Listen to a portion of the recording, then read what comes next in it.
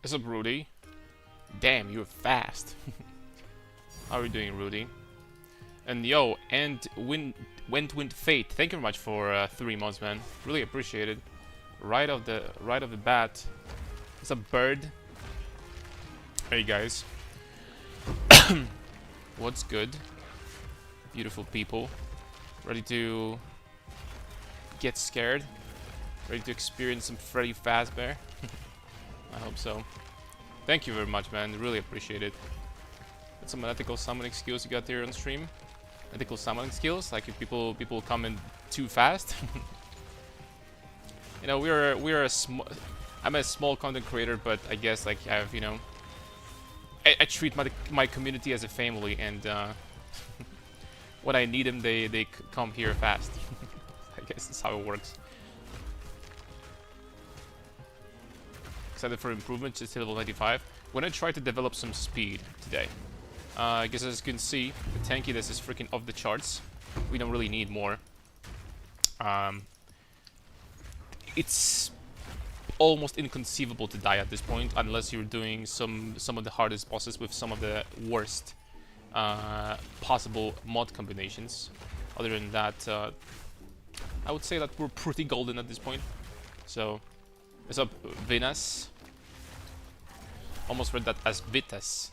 There was this guy that used to sing this popular meme song. I'm not gonna sing that, but I'm sorry. I'm not gonna sing this thing. Sorry, I'm not gonna do it. It's not happening. Following just hit 93. Very nice. 93 is some respectable level right there, my friend. Already. We're probably gonna hit 97 today, if we're not gonna die, but it's unlikely. Let's be honest. Let's be honest, it's quite unlikely. I'm gonna try to develop some speed. Maybe we're going to try to craft armor stacking boots. Yeah, maybe we will.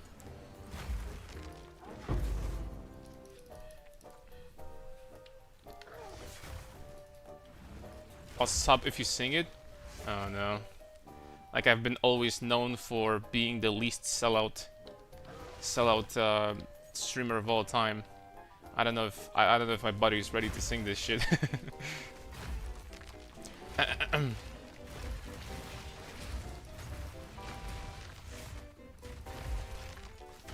You think Sorcery Ward is as a defensive layer? Oh, nice. See, I don't need your sub. I have a sub over here. Just kidding.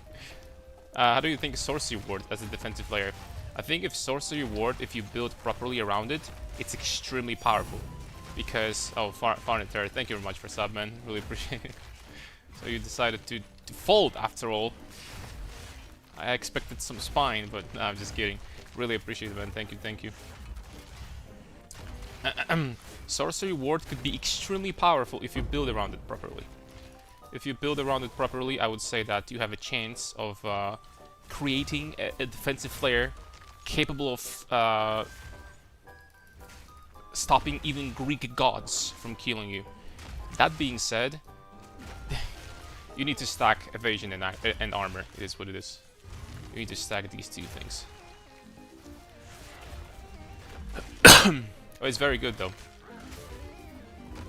Could definitely make it work, but it would require obviously armor, evasion, hybrid items.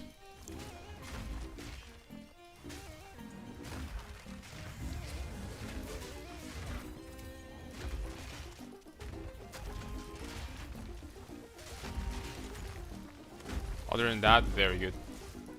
Now what, I'm just going to start using this on weapon set number 1 instead of 2. I think it's going to be better, all things considered. It's going to cast faster. I literally do not care about the extra damage that this skill provides. I will admit, I really don't. By that I mean I don't care about the damage that it provides from the fireballs and stuff. Just using it, you know, for the most part, for 40% damage is fire. At this point, that's it.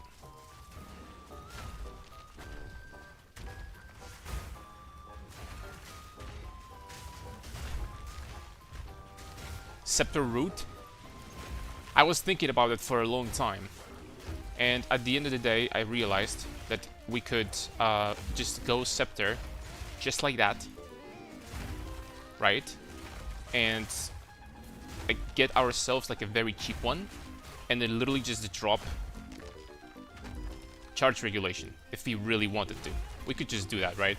Because if we're gonna drop charge regulation, okay, we lose 90% armor. Okay, I mean, we're still pretty much immortal. So, I mean, you know, we could do that, right? And this way, we're not gonna need to get a lot of spirit at all on the Scepter. As a matter of fact, almost no spirit. And we're gonna be fine.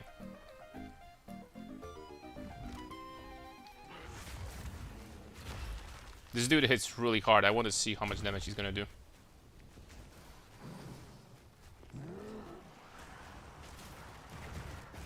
Okay, but not with this ability.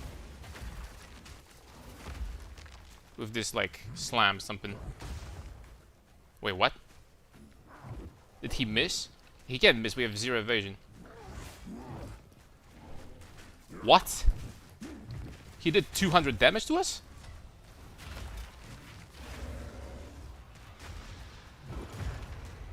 $400 with this? Damn. Oh. That's not the amount of damage I expected, I have to admit. I thought he's gonna hit a little bit harder than that. Not gonna lie. Dude, this dude did 0 damage to us. What? I was going to sub anyway, been rocking your builds for a while now. Thank you very much, Fat Knitter. Talking about here, missed the name of the defense. Sorcery ward. Sorcery ward, I think... I honestly have to make a defensive character with this skill once. I have to. Not making a build with this ability is such a missed opportunity. And especially that this character looks extremely interesting. And Witch Hunter actually has one of my favorite nodes of from any character. Because Witch Hunter gets, of course, Witch Hunter gets this. I think that is really cool. Another build a few days ago, you're cooking next character. Is that on pause? I'm still finishing up the druid. We're gonna have 2 more videos. The next video tomorrow with updates, how to make the build as tanky and as, you know, strong offensively, but at the same time improving speed. And then there's gonna be a last video, the final video, the build guide. Everything in the one video, right? The final version. So the next character we're probably gonna start in about 4 days, I would say. I would say about 4 days, something like that. 3 days maybe? 4 days? Probably 4 days because we have Christmas, so... okay, so this guy has... So obviously we have Sorcery Ward, 35% less armor and evasion rating, but Sorcery Ward is a very good. Just like explode, dealing 100% of their maximum life as physical damage. Wait, what? Witch Hunter has that? It's 10% chance though, kinda sucks. Yo, David Brun, thank you very much for Prime. I really appreciate it. Thank you. But the freaking Weapon Master... Dude, like, Witch Hunter is so freaking cool, man, I'm sorry. Witch Hunter is so freaking cool. This guy is cool. And look how cool he looks over here. On top of that. I don't want to see a Mjolnir build. Imagine 2 skill trees at once, one for spell and one for the attack. Yeah, the problem is that what I was thinking about... hey, thanks to your build, I reached level 94 today. Just look like with Gamble and I'm selling a Headhunter right now. Is the life leech on the weapon mandatory to get life back? It's a very good stat to have. That being said, it doesn't need to be in a weapon. It can be on gloves or it can be on rings. So... The best part about it, if you have life leech on your rings, there is a very good chance that this ring is going to be cheap. Simply because most people think that life leech on the ring is a bricked ring, right? And on this build is very good, so... And you can still get a lot of resistance on a ring like that. You can get a shitload of resistance still. You're just not gonna get, like, you know, one of these stats. That's fine. It's totally fine. Yeah, but you know what I was thinking about? I was thinking about Warbringer still. You know how cool would it be with this node to use Mjolnir to teleport around with Mjolnir and to explode everything with Herald of Ice. That would be pretty freaking cool. And then Swollen, very good defense because 75% block chance with Swollen. And then for the remaining equipment, we could just stack armor for damage reduction for the hits that will actually go through the block. Bro.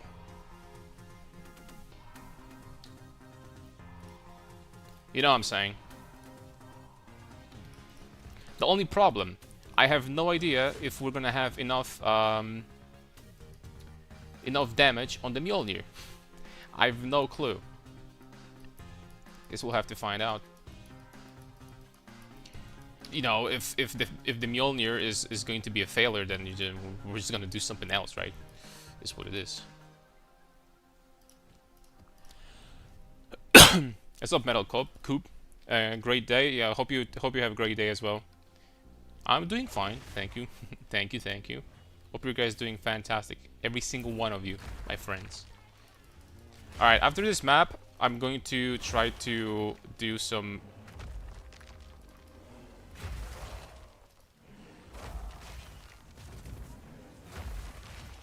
Why my aftershocks are not going off? What's going on?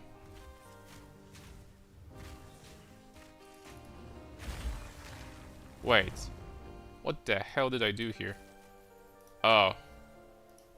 Okay. Put in the wrong skill.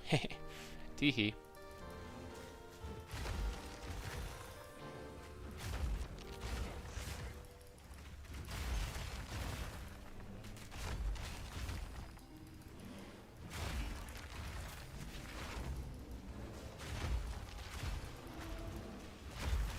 You know what? I have to say, I don't understand why this is this way, but I counted literally just out of curiosity.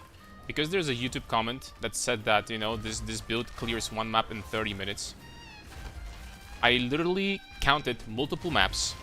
I counted 3 maps from the yesterday's VOD when we were farming maps. And I took 3 maps from Fabgun's VOD. Which is, he is basically one of the fastest characters in the game, right? And guess what? Fabgun's maps were from 3 to 4 minutes. That's how fast he was clearing them. And this build was from 4 minutes to 5 minutes 30 seconds. On average. So Fabgun in total to clear the map would take like... And he is Headhunter. So on average he would take like 30% faster. Only.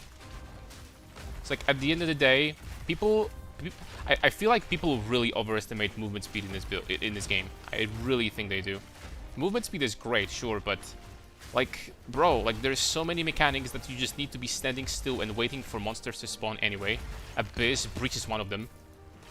You just when you open Breach, like every build in the game, you know, is gonna take the same amount of time to do the Breach, right? The same with Abyss, pretty much. So, like, I don't know.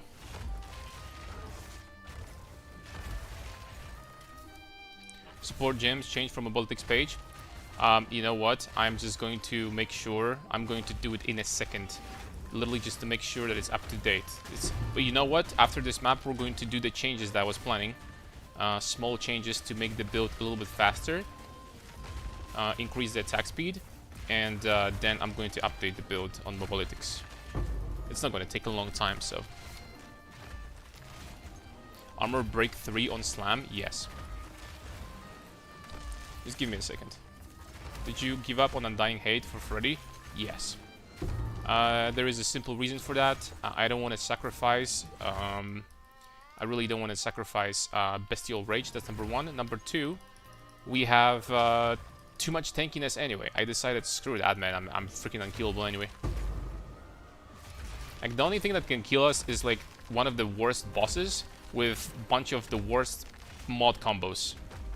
Like, a really hard-hitting boss with, like, triple damage mods, something like that. That's the only thing that can kill us in this game. Nothing else. And I have freaking gloves with 200 armor, bro. Like, 300. My gear is not even that good, to be honest. Could be better. I have to admit, when I saw I saw the, you know, the Captain Lance released the video yesterday for, or that was 2 days ago, I don't remember. Released the video for the bear. So in comparison, I'm not gonna lie, a Captain's Lance gear was probably like 3 or 4 times more expensive than mine. It's crazy expensive.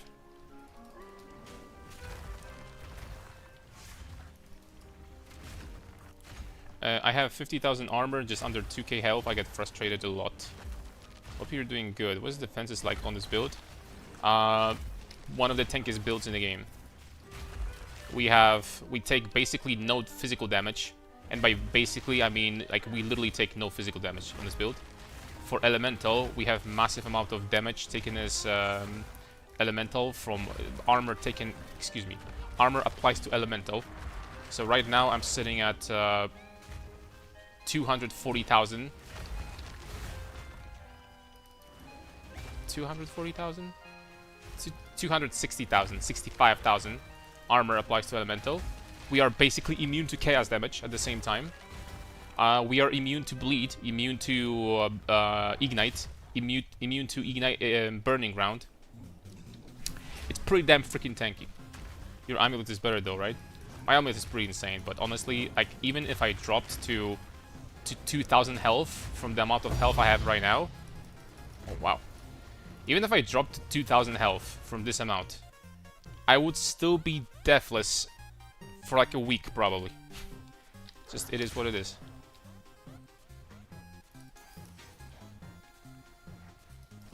Even if I lost 600 health right now, it would still be... Now what's making a huge difference? This. 50% damage taken from mana before life. The combination with this, that's 23%. That is amazing. That is huge.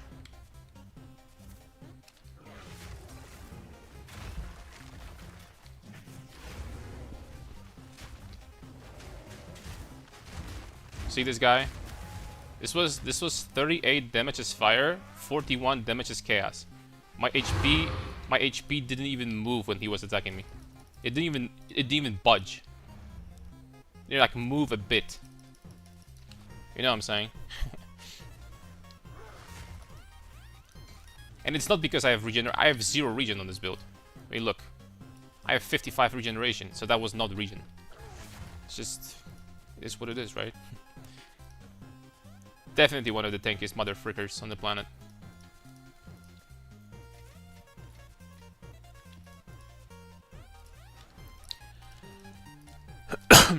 Yo, what if we just do this guy?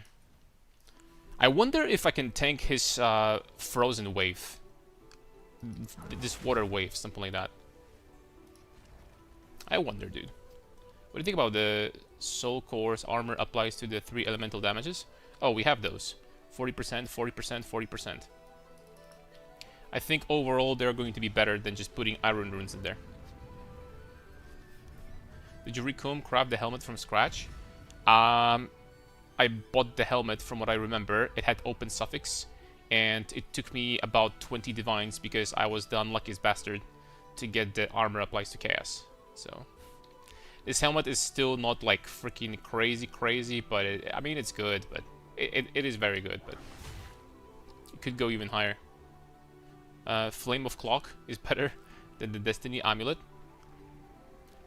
I'm not sure how I can answer that, to be honest. These are 2 different items, right? This is an armor, this is an amulet, so...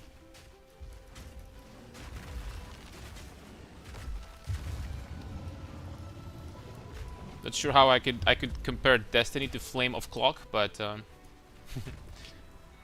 Flame of Cloak, I love it.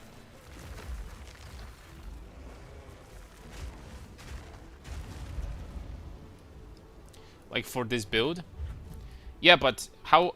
These are 2 different pieces of gear. I'm not sure how I can compare them.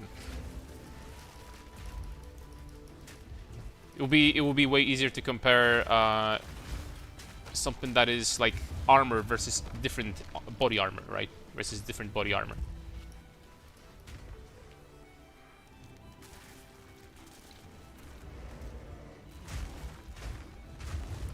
It's like, basically you're asking me how can I compare Michael Jordan to Messi?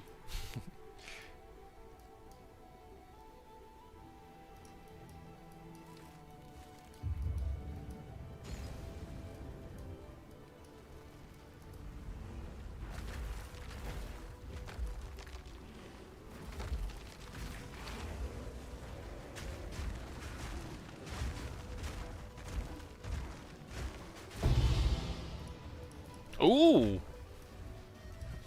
He actually dropped it. Damn, that's gonna be some money. Fair, just wondering to which survivability for this build have both. I mean, if you run Defiance of Destiny, you will have protection against small hits, which you don't care about with this build anyway.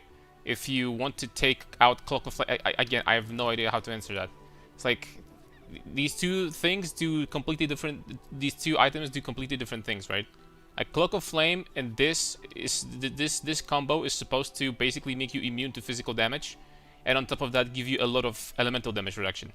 And Defiance of Destiny is this amulet is supposed to protect you from small hits, so that you can, for example, sit on top of Simulacrum. You slap this amulet and you just can sit on top of Simulacrum, and you know they're gonna kill you if you have good damage reduction, right?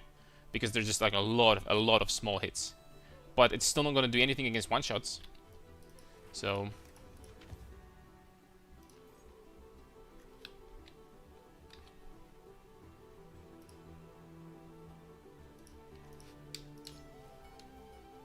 Okay, 100 exalts for Kurgal. Was hoping for a little bit more than that.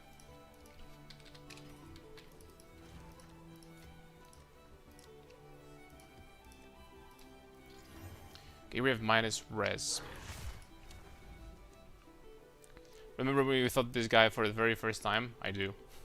I want to forget about that. I want to forget about it as quickly as possible.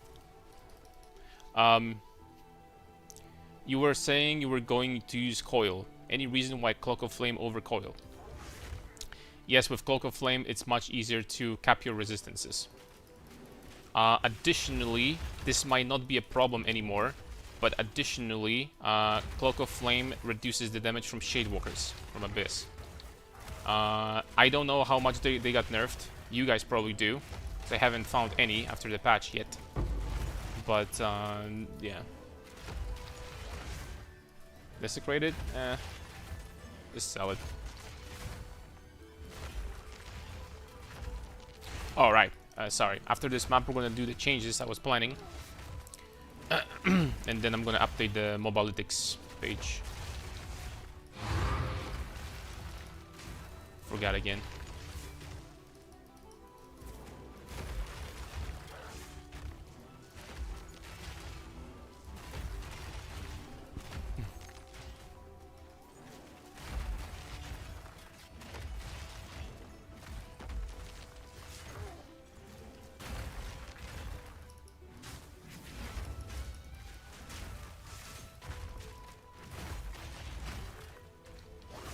That's a lot of breaches here.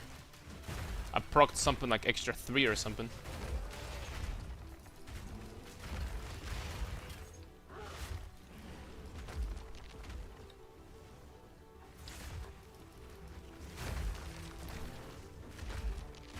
Acorn, rebuild the hardcore bear. Killed Viper and cruising. I'm using Scavenge Plating with Pounce Mark.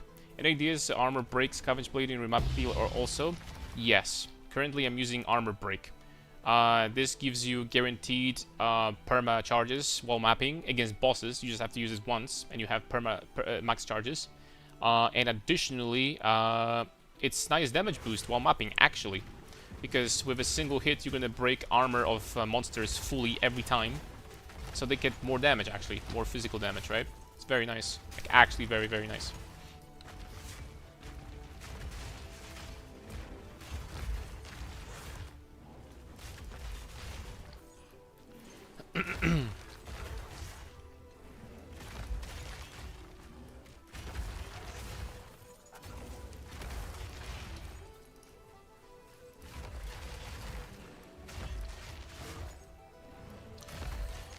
Dude, I keep on wondering about that Scepter.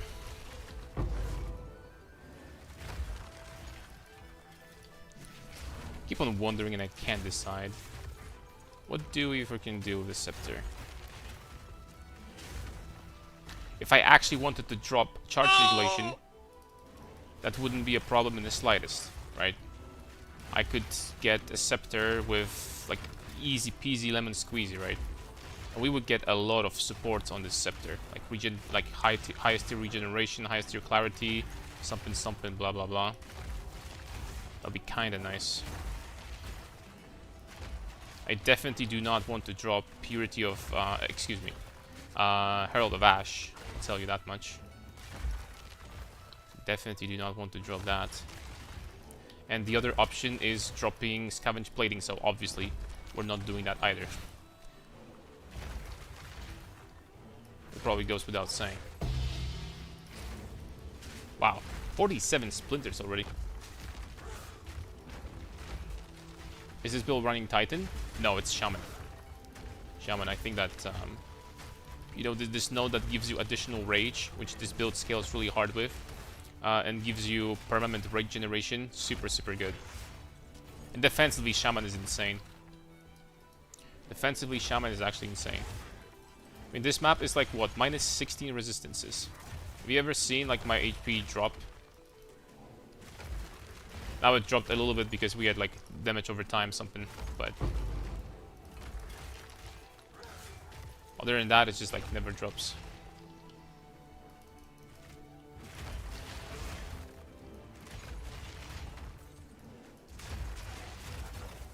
And once again, you could push these numbers way harder if you wanted to. Did some math, I think you could push to around 400,000 armor versus Elemental. At this point, you're basically immune to damage, including chaos damage. And that's actually, I think, like, it doesn't even matter what map mods you'll be running, you're still freaking immortal. It's crazy, actually. How do you deal with chaos damage? We have armor applies to chaos from the helmet, Abyss helmet modifier. So against chaos, we are also very, very strong. Very strong. Chaos doesn't do anything to us. I was testing this big physical chaos slam from the highest tier King of the Mist. It's like big slam that does physical and chaos damage. It was doing no damage. It did like 800 damage to us, something like that. Thank you for the endurance charge tag. The defenses in this build is nuts. It's gonna get even better.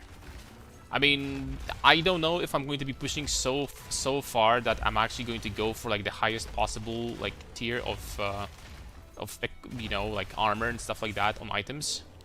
Probably not. But you could go way higher than that. What's the endurance charge tag? I'm assuming he meant just charge regulation, right? Just more armor. More armor from charge regulation, more armor from scavenge plating.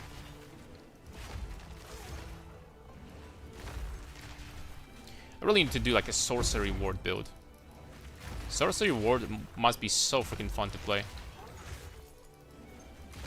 It's like even with this 35% less evasion, you probably still get a shitload of freaking evasion on a build like that.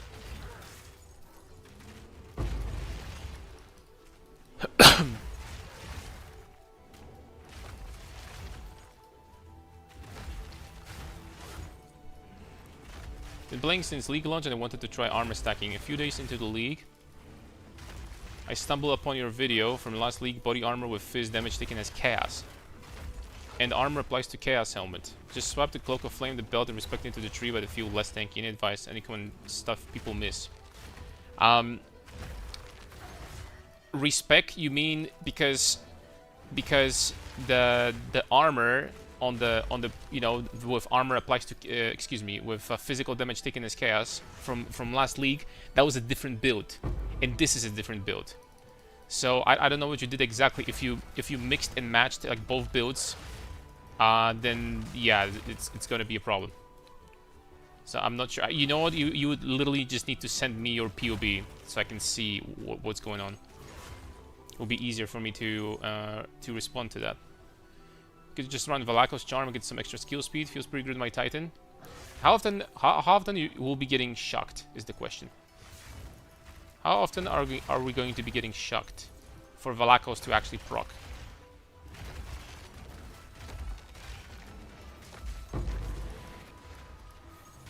Because something tells me that not too often.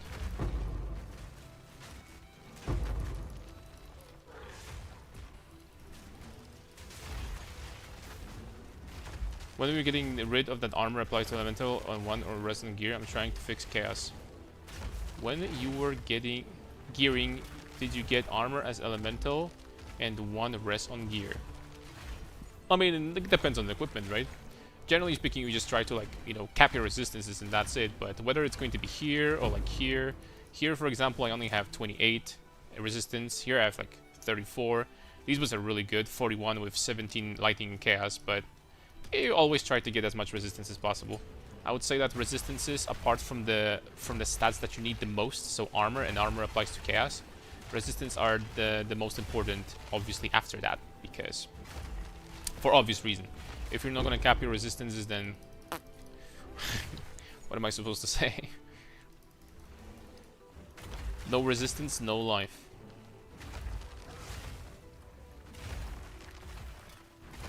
I think there was an anime like that in the past. No game, no life, I think it was named. I don't remember. Evasion isn't a way to go on Sorcery World. You'll be capped at 30-40k evasion. With armor, you can get to 70k. Well, that is true. You can get more armor because of scavenge plating and charge rel. I mean, charge regulation gives you more defenses. So I guess it's just scavenge plating.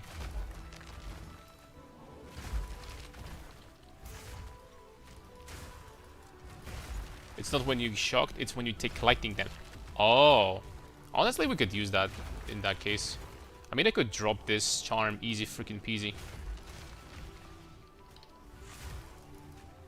We can actually get that, guys.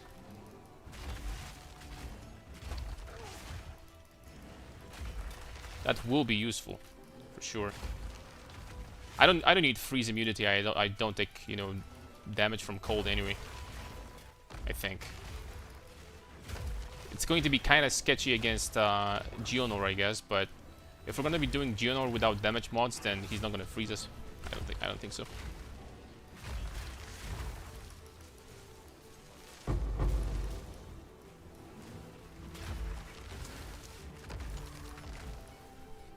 Okay, let's kill the boss. Let's do some optimizations.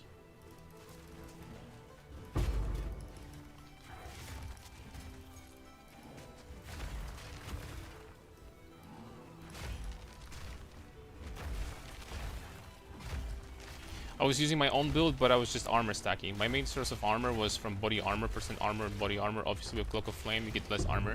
The thing is that this strategy, Cloak of Flame Girdle, works by far the best on Shaman, because you get this.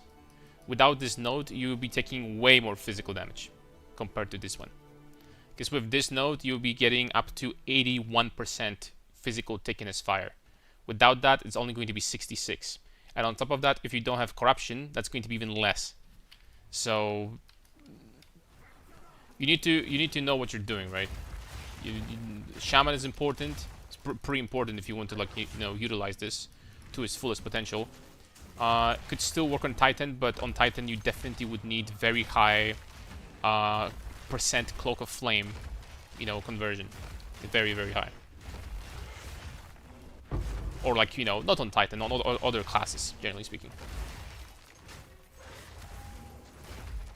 But this is designed with, you know, with Shaman in mind, this strategy, because this virtually makes you immune to physical damage.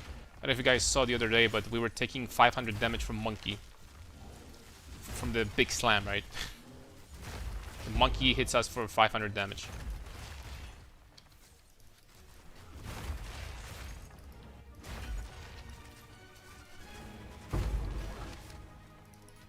This big pirate that hits really hard with this freaking slam with the anchor.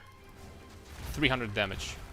Doriani, phase 2, this big ass freaking slam on this, like, robot. Freaking 0 damage. And it just goes on and on, right?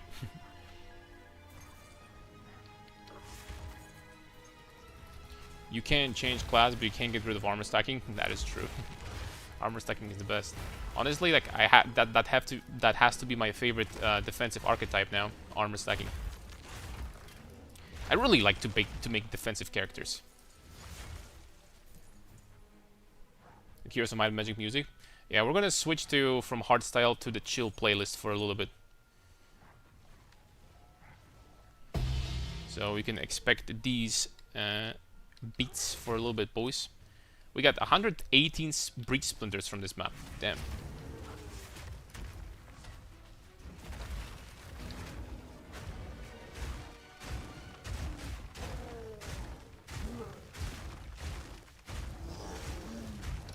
That was weird. He had some big damage reduction for most of the fight.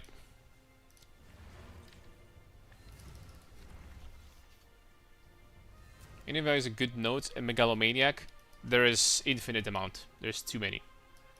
I am not even going to answer that because I could spend 30 minutes going over passive tree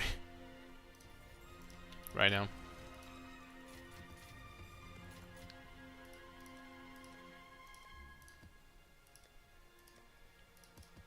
Okay, boys, so let's do the changes. So first of all, as you mentioned, Valakos might be a pretty decent freaking idea. Valakos Roar. Does quality matter? It doesn't.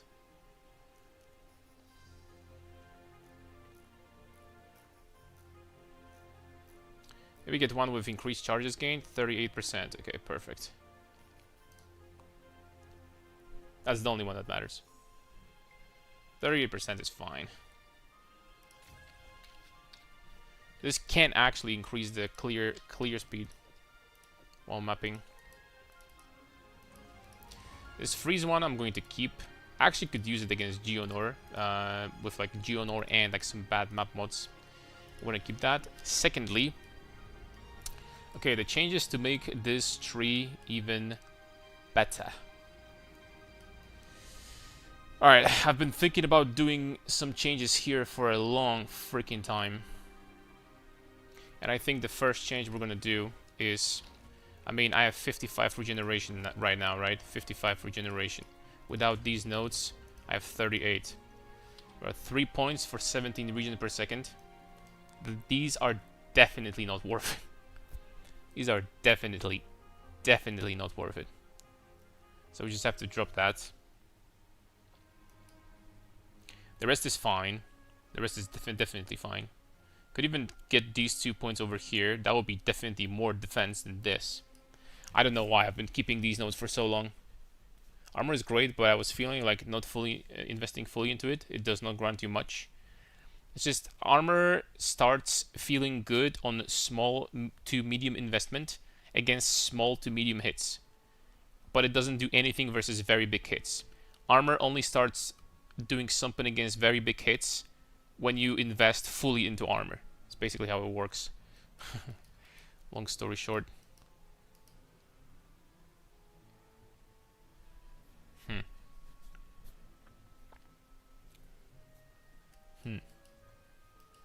We have three points to spare. Now, I know it goes without saying, but 3 passive points is quite a lot. Skill, speed. Okay, so there is more skill speed here and damage as well.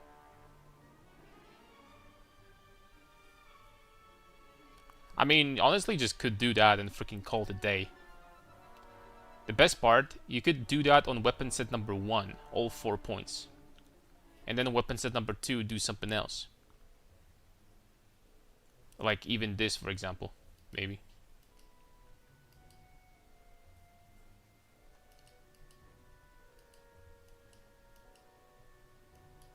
Could honestly just do that. Instead of going... I was thinking about going here, right?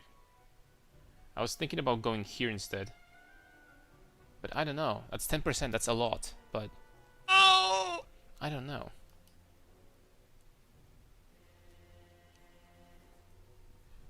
This feels kind of good.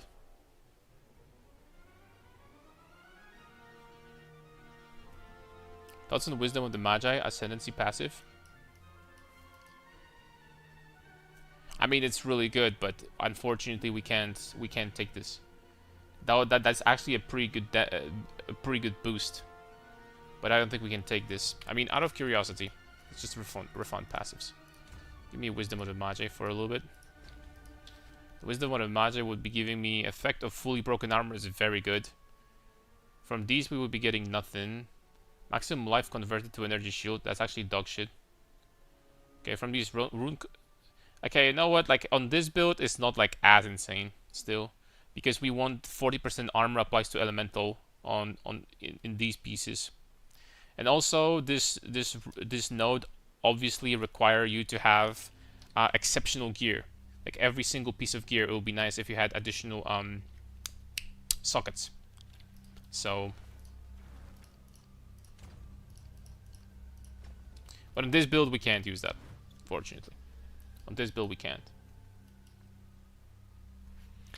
Okay, so I tell you what. We're gonna drop this armor node from here. Boom.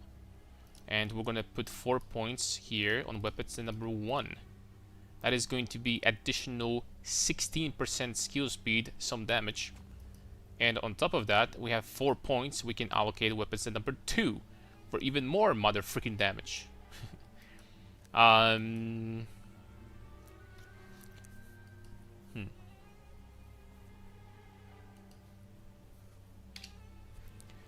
Damage.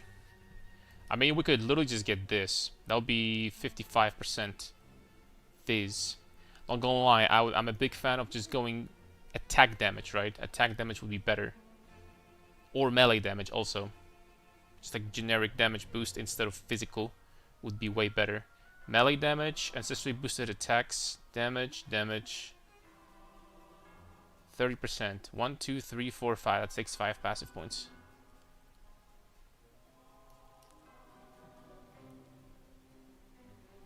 But this is not going to be ancestrally boosted anyway. Damage with maces, that's out of the question.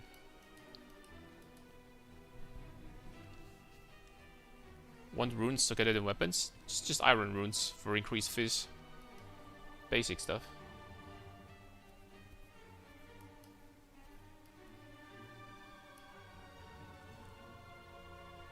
I mean, these 4 points are freaking insane. There's only one problem. We are not breaking armor on weapon set number 2. Only on weapon set number 1. That's a problem. So I would want these 4 action weapons set number 1 instead. Break armor and then switch. What skill did you remove? One of the damage ones. Savage Fury. We just don't need that much damage. Wyvern Cluster. Anywhere to see the current gear? On my mobalytics. That being said, once we figure out what to do, I'm going to update my mobalytics in a second. We just need to figure out the best way to spend these 4 points. So, 1 second.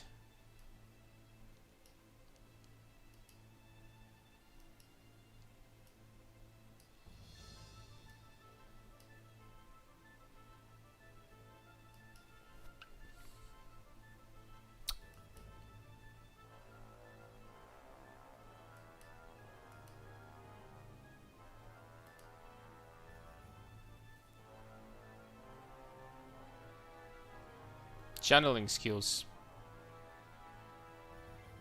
I mean, that would honestly do it. This cluster is not bad.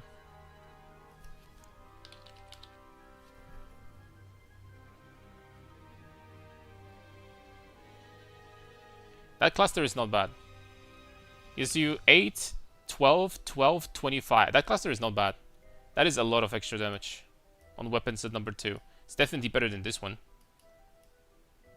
I think this is the best one I can think of to boost my damage from Rampage. I don't think there's anything else.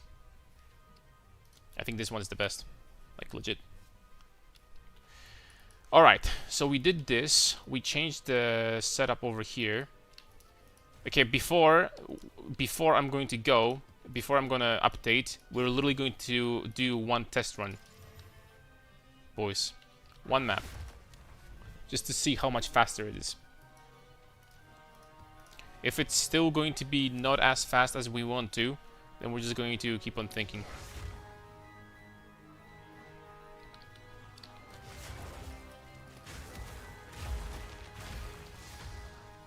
Okay, I need my frenzy charge.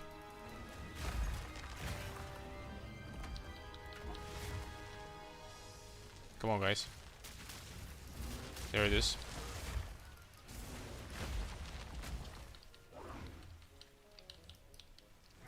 Consumed it immediately, though. There it is, I have another one. I think I lose charges. I think they steal charges here. It's kind of unfortunate, I think. We're not gonna get that.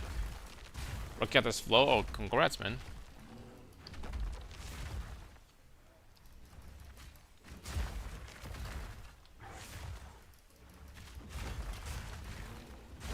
This is a map with 54% less recovery. This is the only map mod that is actually frustrating. I hate this map mod. On any character, really. Doesn't matter what character it is.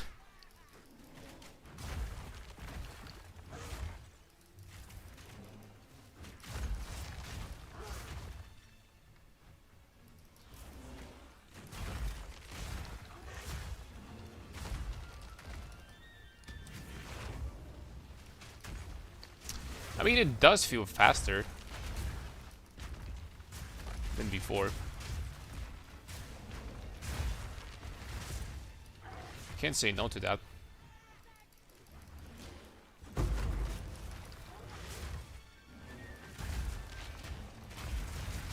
Just with Aftershock support, it's really hard to make it super fast anyway, because we have 50% less attack speed, right? Not with Aftershock, with Tectonic Slams. But it makes areas so good that, you know, I can't think of... We have to use that. I'm sorry.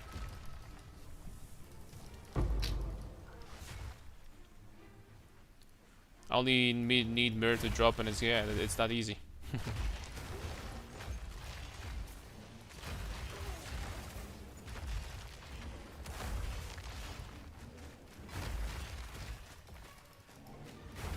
You know, every time you kill a monster, it's 50% chance they're gonna find a mirror.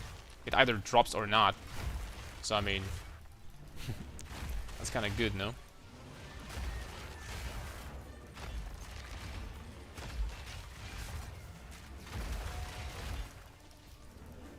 You know, following this logic, we're getting pretty freaking unlucky.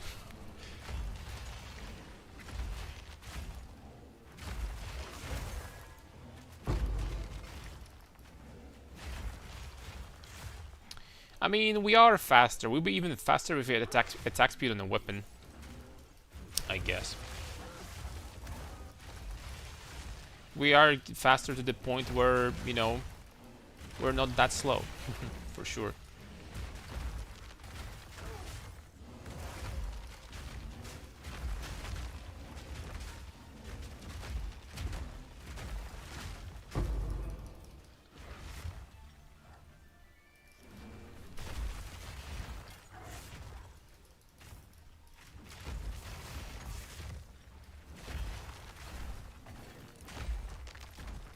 Using time loss to Ruby now? Yes. Did you get your movement speed boots? No. We might unironically maybe craft that today on stream. Basically boots like these, but instead of life, and that's it. It's something like this instead of life. Movement speed instead of life, and these would be perfect. But I mean, unfortunately, boots are probably my best item slot. I mean, it's like freaking T1 everything except for tier 2 armor. So these boots are pretty cracked. It's probably my best item minus the amulet.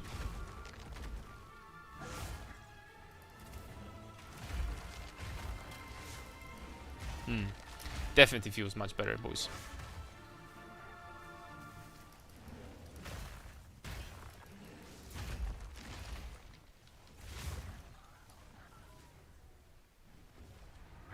With pounds, we're actually not slow. I'm not even joking.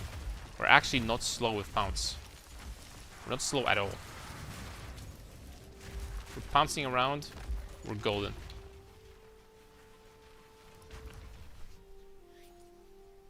%30 insta flash for maps. Actually, any map. Yeah, that's totally fine to use. So I think they work still at the highest at the high efficiency, right? Adaptation added before hit or after? Like, do you have to take 2 hits for it to work? Do they work before hit? That's a good question. Probably after, I would assume. Probably after. If they worked before, then that'll be possibly too strong. That'll be kind of busted, not gonna lie. Since you're getting the damage, you're getting the 10% less elemental damage taken anyway. So if you were getting additional 20% before the hit, that'll be kind of busted. Not gonna lie. For 4 points, that'll be a lot of defense. Like, absolutely insane amount of defense.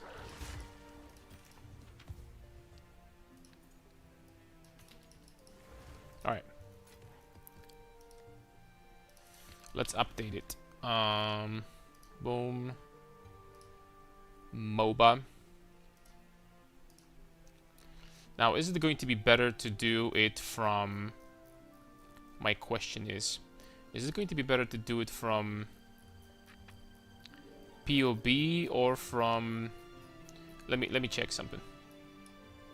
I'm gonna do this. I'm going to delete it.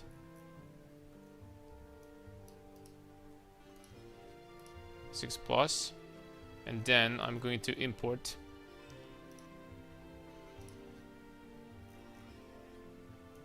do we have jewels here on the passive tree?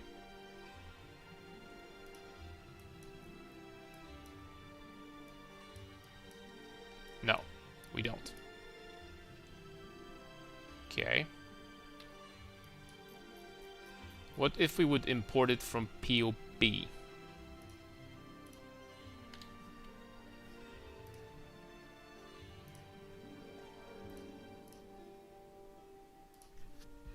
Let's see.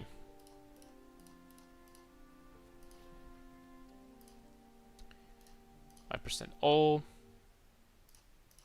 Everything is fine. We have the jewels. Shaman almost 97. Just call it that. Generate, copy.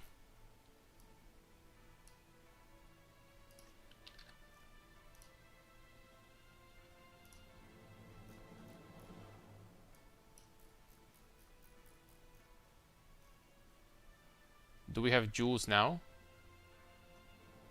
Yes, we do. Boom. Boom. Alright, perfect. So we're gonna have that. We're gonna have the POB version in that case. And we're gonna call it level 96 plus high budget. Boom. Apply.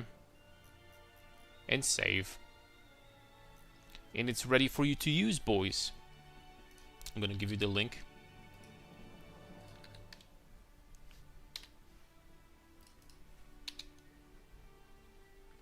And there you go.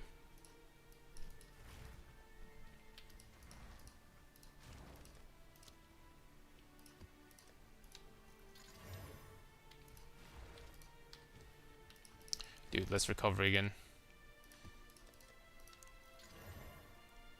Extra cold, extra cat. I was thinking though, are there any other changes we could do? Something tells me that the answer is no. We do need damage on weapon set number 1 still, so sacrificing this would be freaking stupid. Nah, I don't think we can.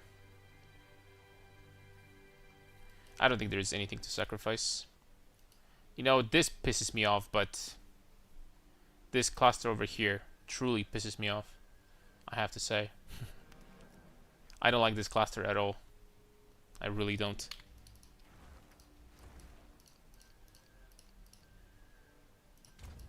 But in order to...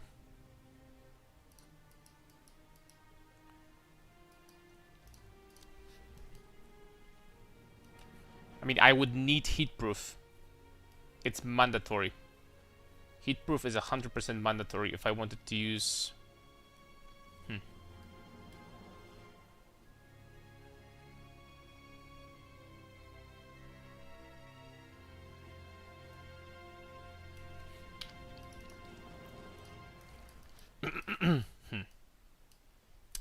You know what?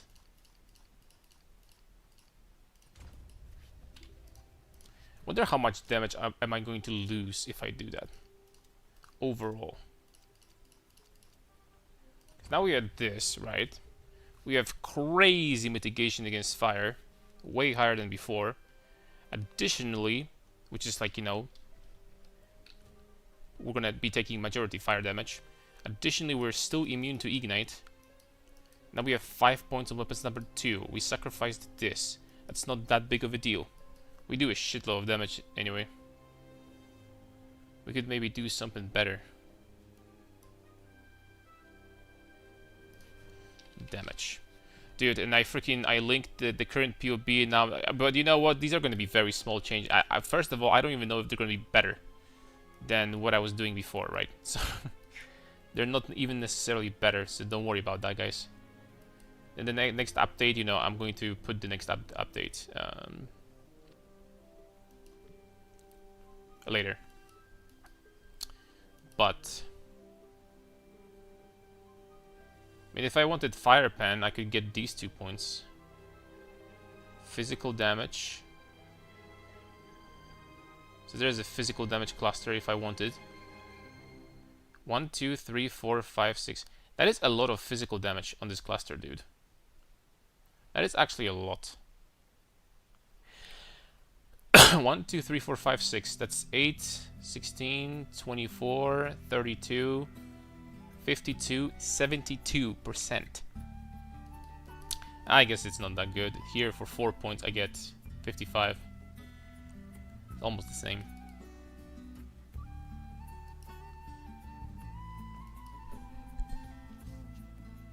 If you have a gem slot, you can allocate around Avatar of Fire. It's very cheap, it gives good notes. Also 20% damage against stun. You mean with this unique jewel, Avatar of Fire? The problem with Avatar of Fire is that it's actually not very good. It's kind of mediocre. There are very few good notes here. Very few. I mean, what can you really do here? What are you going to allocate? Titanic? Okay.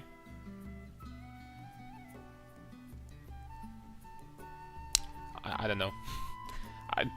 Avatar of Fire doesn't seem that good, unfortunately. I fear. Attack area damage. 25%.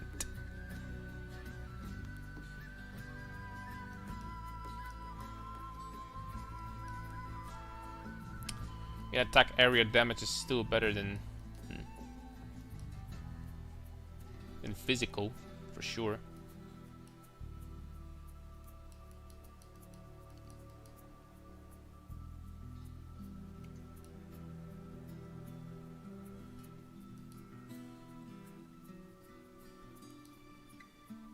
What other channeling options we have? There's only 2 channeling clusters in the game, right? This is the first one, this is the second one. This one gives us 6% damage, 12% damage, 12% damage, 20% damage. I think this actually might be the best freaking cluster again. 1, 2, 3, 4. I think that might be the best cluster. Gives us a little bit extra armor too while channeling, just a little bit. I think I'm gonna go with this. That's 24, 30, 50%, but that's global. 50% global damage. I think that's gonna be better. Remove a curse. I mean, that sometimes maybe could be useful. Okay, let's do it. Alright, here we go.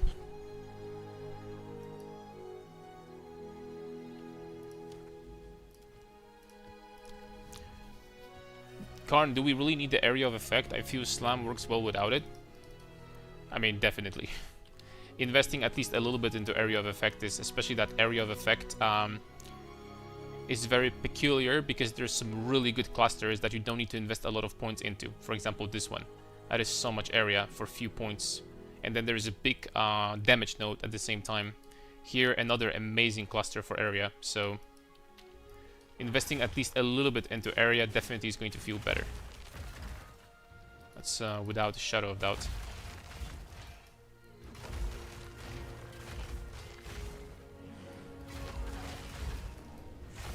definitely will.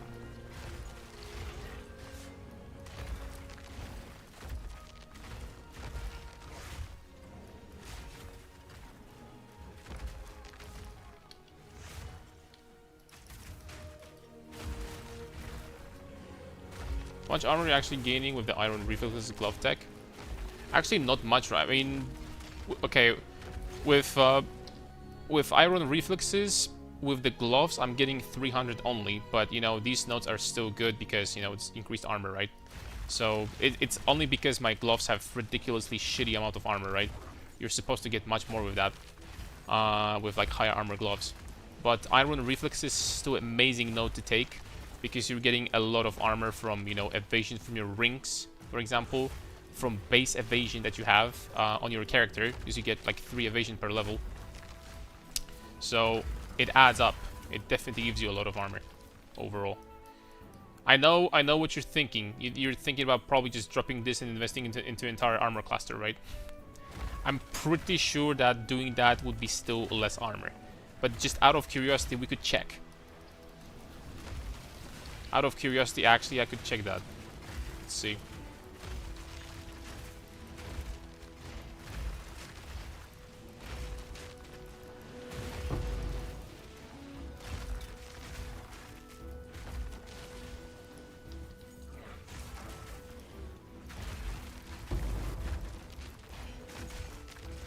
Should have used Bounce for the mana leech.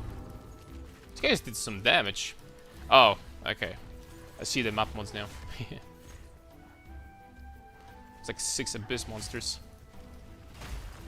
Flat armor is also king for scaling, even 500 is a lot. Yeah, especially on a build that has 0 flat armor on the chest. Right? We have 0 on our chest armor, that's kind of a problem.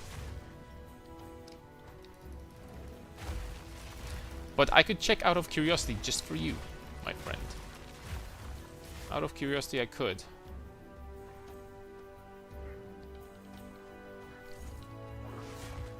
Been building a runnerized bear build. At the moment, yours looks way more defensive. So I'll probably switch since I'm pretty shit at the game. But on mobilityx, it says Rampage is still equipped, but you're not using it at the moment, or I'm missing something. I'm only using Rampage against bosses.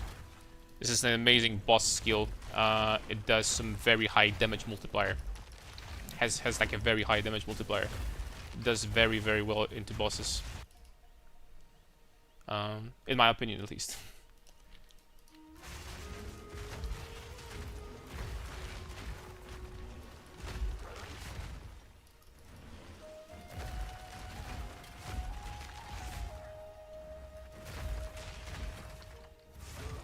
Could argue.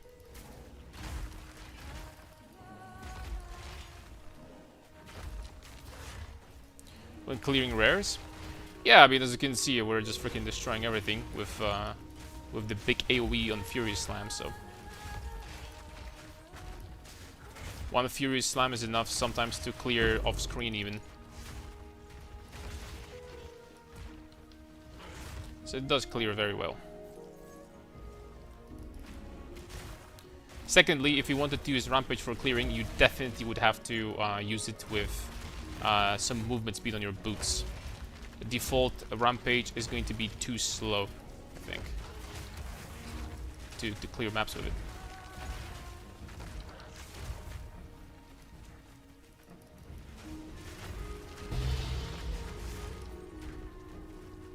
Heavy.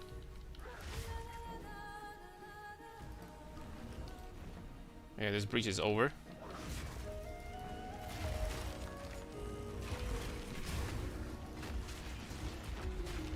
Yeah, X-Tiles exchange too, yeah. Unbuffed, only have 11,000 on the character screen. I guess I'm going to finish this map and I'm going to show you.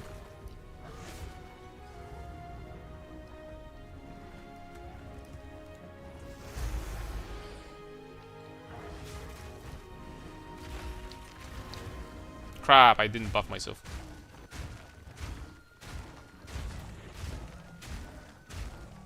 I messed up.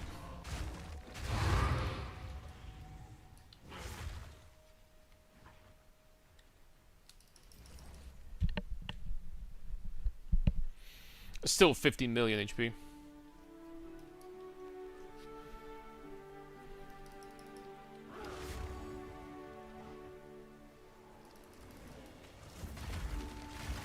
What do you guys think, by the way, about momentum? I've had multiple reports that momentum apparently doesn't work with this. We tested that many times yesterday. At the end of the day, honestly, it's hard for me to tell. But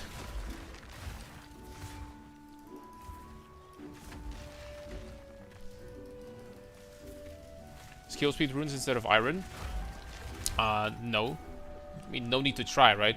You want a little bit more speed, you use these. You want more damage, you use these, right? I invested quite a lot into movement, into skill speed at this point. I would say that the build definitely feels fast enough.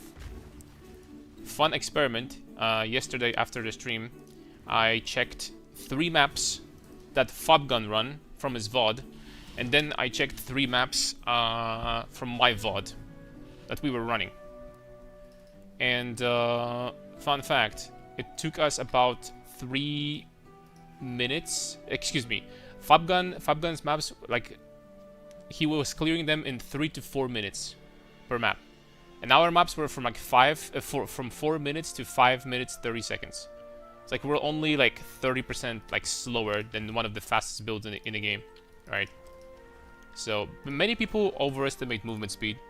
Many people think that, oh, like, you know, it's gonna like make all the difference, but in reality there's a lot of mechanics that you're just standing still and waiting for monsters to spawn in this game. There are a lot of mechanics like that, where movement speed just doesn't give you anything because you just need to stand still and wait. Breach is one of them. Doesn't matter what your movement speed is, you're gonna be clearing breach at the same speed. Abyss, another one, literally the same thing. So, if you're not using the key notable, Scarred Faith, I think, is no downsides for you. It's good upside. Scarred Faith is completely useless for our build. Physical damage prevented, recouped as energy shield per enemy power. We almost take no physical damage. We take basically no physical damage. It's all going to be elemental. So this node gives us nothing, essentially. It like doesn't do anything actually.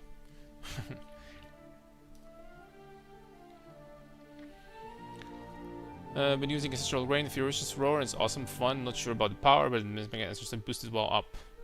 Ancestral Cry. Just testing VOD, kind of started to feel bad for Zest. What did you remove? Savage Fury? I decided to go for more armor. You could totally just drop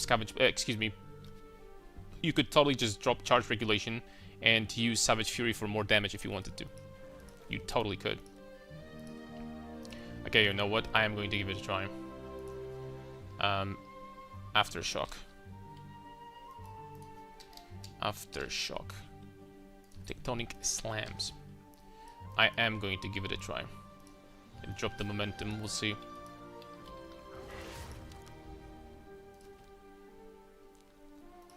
But not against this boss. Against something else. This boss's face is freaking weird. This one also. I don't know, give me Blood Wound or something. Sub animation. Freddy Fazbear. Horror. What's good, my friend?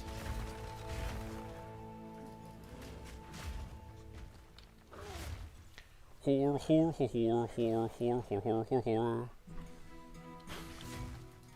How much do you rate this league out of 10, Karn? This league out of 10.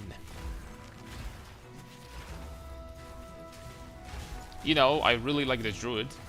I like the shape-shifting forms. I think they're fun, well-balanced. Including the fact that they had ridiculous amount of work with all that shit. I would say that they're also very well-balanced, which is rare for GEG. They're not too weak, not too strong. Some would say that, you know, they're even too strong, right? So when it comes to that huge plus, it's gonna be a good addition to the game for the future. The Endgame, obviously, freaking Druid. I would say actually 9 out of 10. I have nothing to like complain about. When it comes to Endgame, obviously Endgame is gonna be like. There's still good. They still made some good changes. The Endgame is better than it was. You don't need to like micromanage your maps like crazy, just like before. So there is good stuff about that. That being said, you know, other than that, like we don't have a lot of positives. So I would say Endgame probably 3 out of 10. We just need something more, right? We need something more. And when it comes to what else? What else could we rate? What else is there? You think Diablo 4 is good now? I haven't seen anything Diablo 4 related in like a long time. The only time something is going to pop on my feed and Diablo 4 related is going to be like the game is getting flamed. So leak mechanic. It's kind of like Endgame, right? I don't even like consider this leak mechanic like. To me, it could like not exist even. To me, it could be like non-existent. D4 is crap. Heard the same. I have no idea, to be honest. But you know, Riker. I saw the like first 5 minutes of Riker's video, and as always, he's super excited about Diablo 4, right? Because how could he not? But does that mean that Diablo 4 is good now? Heh. Just because Riker says so? What is the soonest moment I can switch the Cloak and Girdle up? When you get the Ascendancy passive points. You get this. This makes huge difference. Without the Ascendancy passive points, I wouldn't do that. If I were you. On Hardcore, get the Ascendancy points. Additionally, get... I would very much recommend you to get some armor, and armor applies to elemental on your gear pieces. Boots, gloves, helmet, and then you're fine. Then you can go. I would say.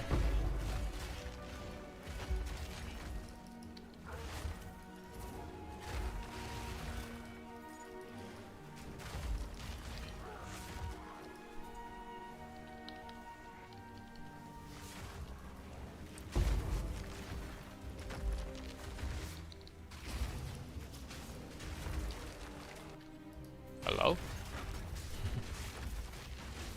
Guess I fat-fingered this one. Controlled metamorphosis, ring size, are we running? Small, medium. Medium, small. Excuse me. Medium, small.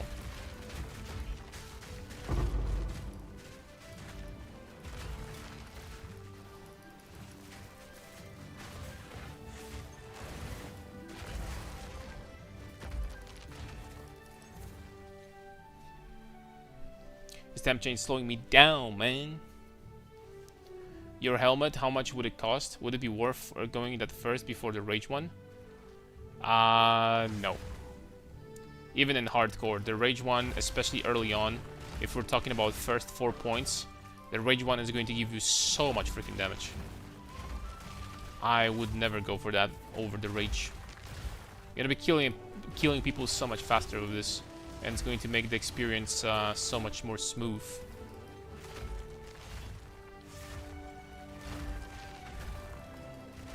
Helmet, how much my helmet would cost? I mean, we can give it a try, right? We can do it like that. Let's see. Doesn't cost that much. It doesn't cost that much, guys. Can get something similar, it's gonna be good. It definitely doesn't cost that much.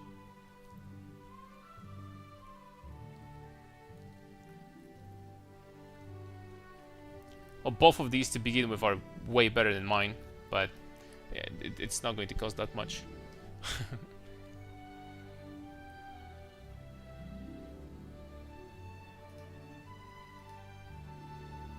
That looked like way too much.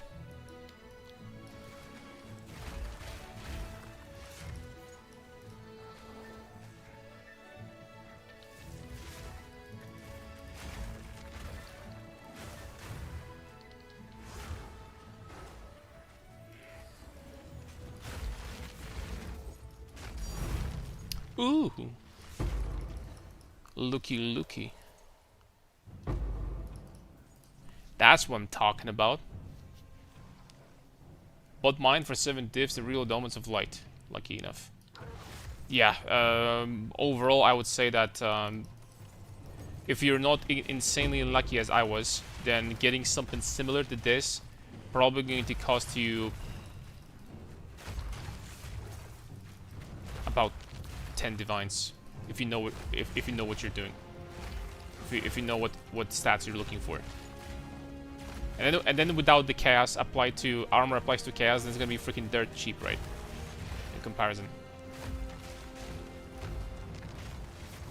It's gonna be much cheaper.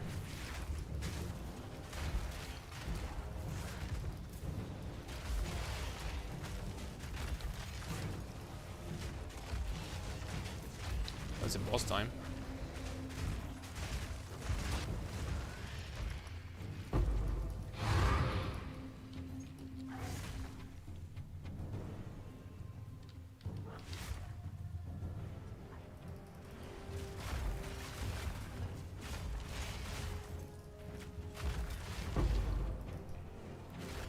Hey Karn, is there a way to increase the life cost outside of the just gem levels?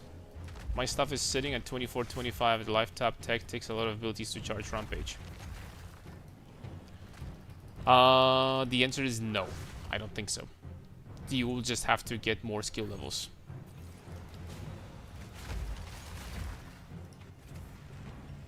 But if you have this support, I don't think this support is cheap, is it? If you have this support, then you should have like a weapon with like a lot to plus skills, right? I think that unique talisman with the one with fire damage is worth it. Unique talisman with fire damage. I don't know. I'm not sure which one we're talking about. What does it do? What is its name? There's some important questions. Alright guys, you know what? We need to do Zest. I need to do Zest right now. We need to test something.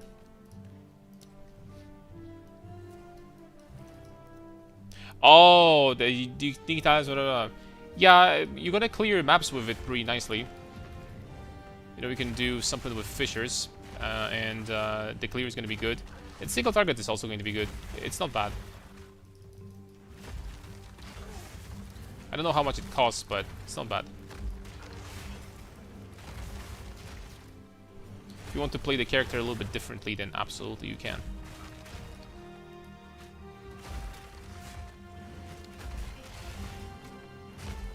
Sub-path tourist.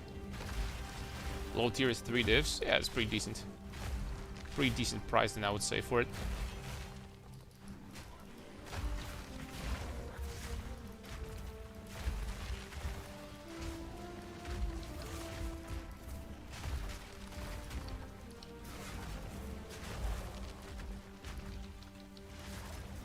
Look at the speed, we're actually going with the line over here. The changes we made are actually pretty decent, boys, turns out. Look at that. Gotta go fast.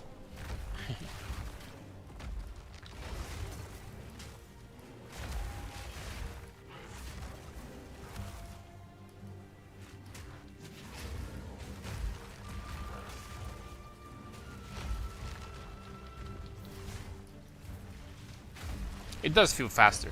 Honestly, at this point, I wouldn't want to get more speed. Like, legitimately. I legitimately wouldn't want to get more speed. Not even joking.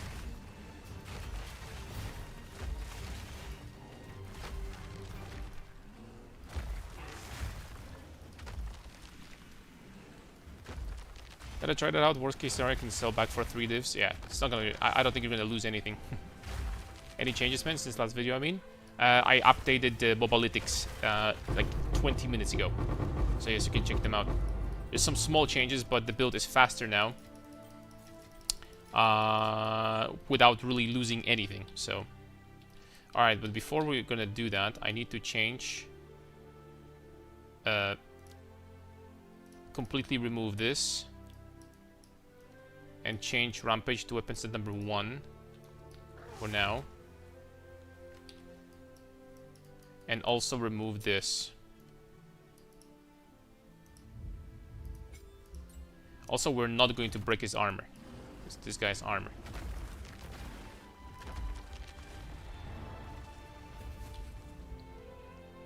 Okay. 1, 2, 3, 4, 5.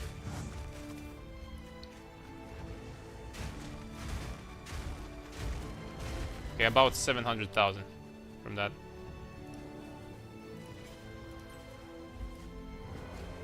One, 2, 3, 4, 5. No, momentum does work, boys.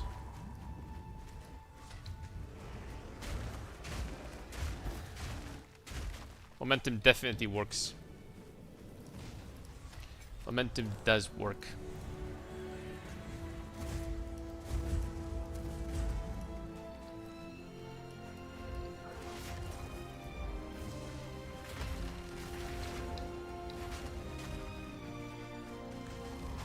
Oh, I can't use it.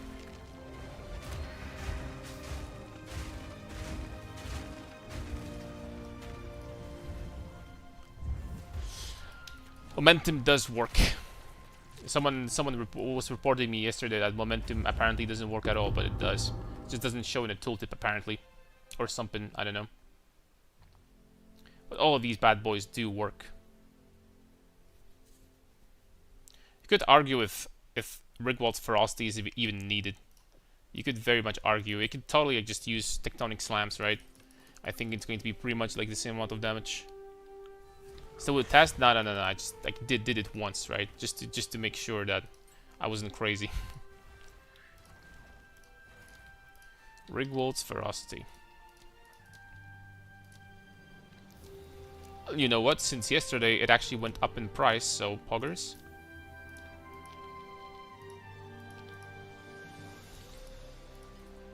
Can get more than yesterday.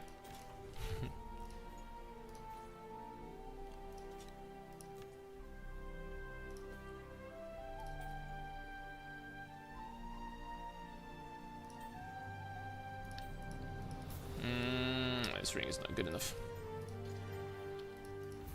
I mean, it's almost good enough though.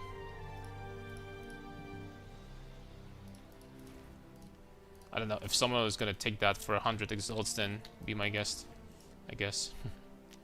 Alright, I almost forgot about something. We're gonna test it out now. So, we have 26,000 armor, 0 buffs right now. What happens? 26,000. What happens if we drop all these? All of these. 22. Okay. What happens if we invest into pure armor cluster after that? 26.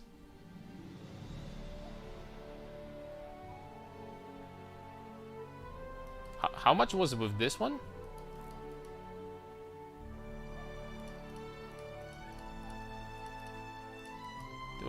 $26, 88.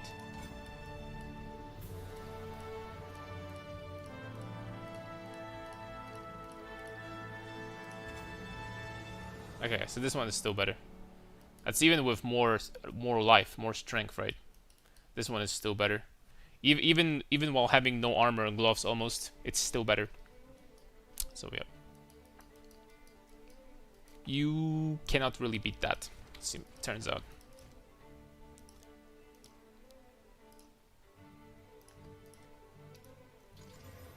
It's gonna be very difficult to beat this. The Scepter scenario went up yesterday. Oh man. We were doing some interesting shenanigans with these Scepters. It turned out at the end of the day that I decided to completely ignore the Scepters. You could still do it. That would require a sacrifice. You would need to sacrifice, what do you call it? You would need to sacrifice charge regulation. You would need to drop that. Period. So yeah.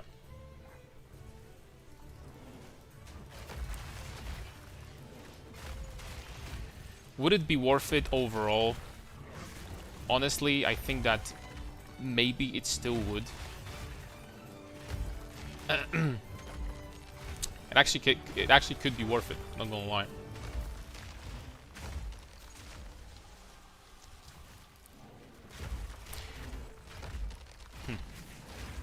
You know what? I am going to give it a freaking try. Maybe? I don't freaking know. But without charge regulation though, I lose the skill speed from the talisman too. Although I have to say that it's not always up. So I still kind of don't like this Valakos, I have to say. I only like it a little bit, but not like a lot of it.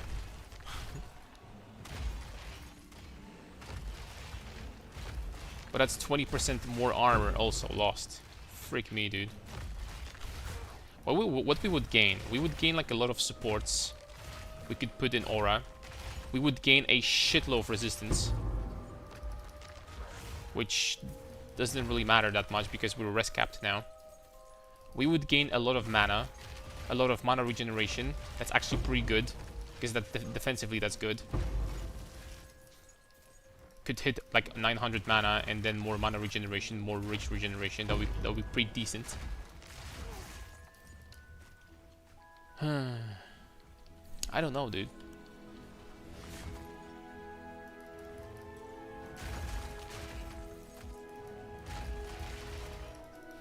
You know what? I can answer that question if it's going to be worth it investing into. I need to check the list of supports for spirit skills. And then I will be able to tell you what I think about that.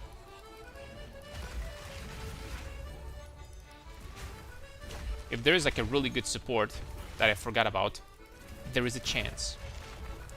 There is a chance, boys.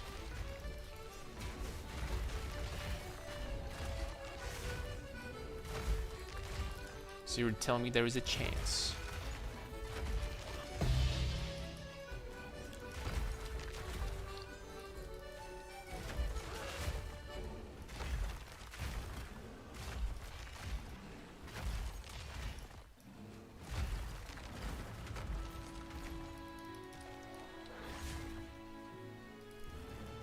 Or if like a godlike scepter. The thing is that the godlike scepters don't even matter.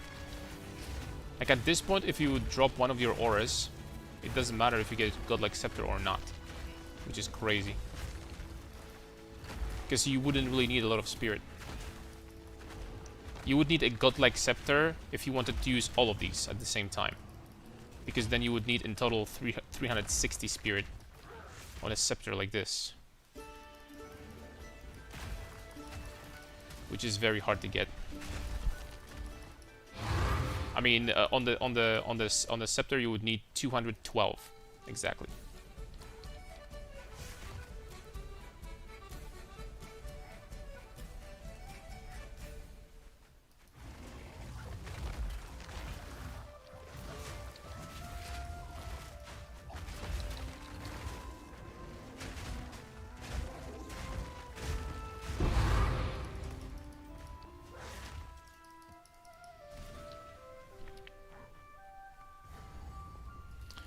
How did the bossing testing yesterday? Found immortality. We're borderline immortal now.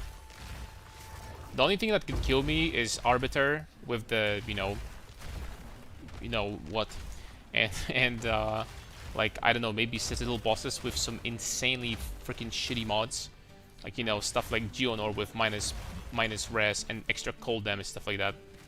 If you wanted to run Citadels with like really bad mods, then this could probably kill us if we're not careful. But other than that, there's nothing really left.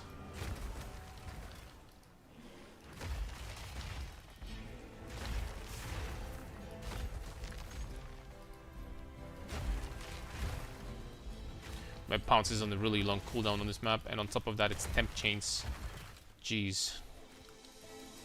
Cursed map 101. Any rarity on geared? No. I don't really bother with rarity. And this is historically true for pretty much all of my characters. I don't really bother with rarity a lot.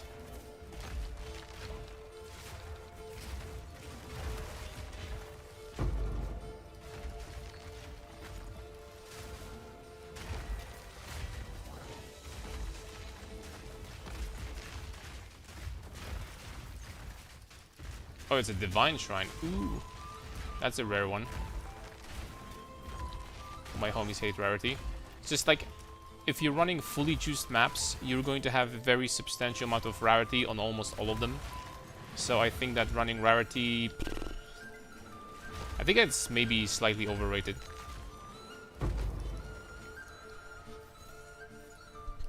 Honestly, it might be slightly overrated. If you're gonna get enough rarity on your maps, then, you know, at a certain point, rarity does not really give you much more currency. It is only going to give you like more high tier items. That's it.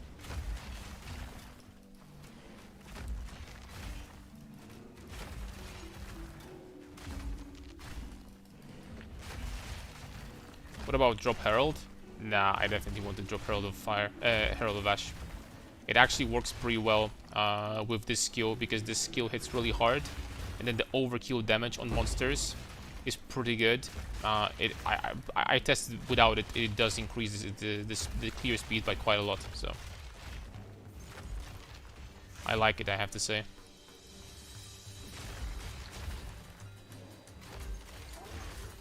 I have to say I'm a fan.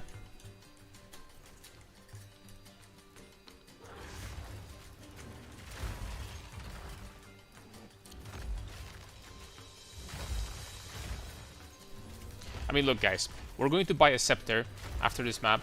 I'm gonna show you. I'm gonna show you what's the deal. I'm gonna show you what is going to be the trade-off.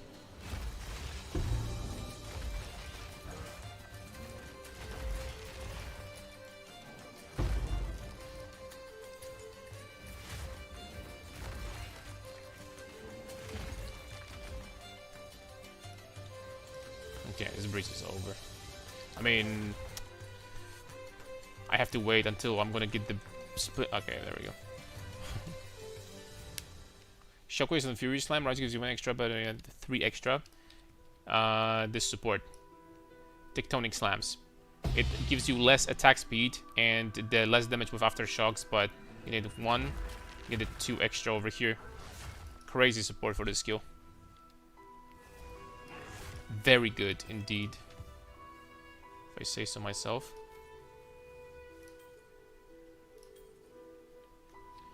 Dead Race.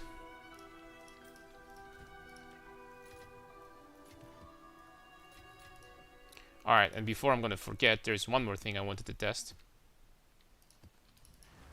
We need to refund Atlas passives. And we're gonna get rid of shrines, boys. We're gonna get rid of shrines. Instead, we're gonna go Rogue Exiles.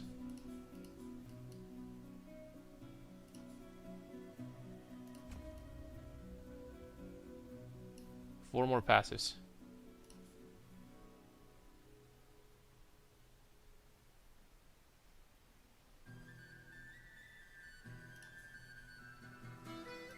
Okay, that's fine.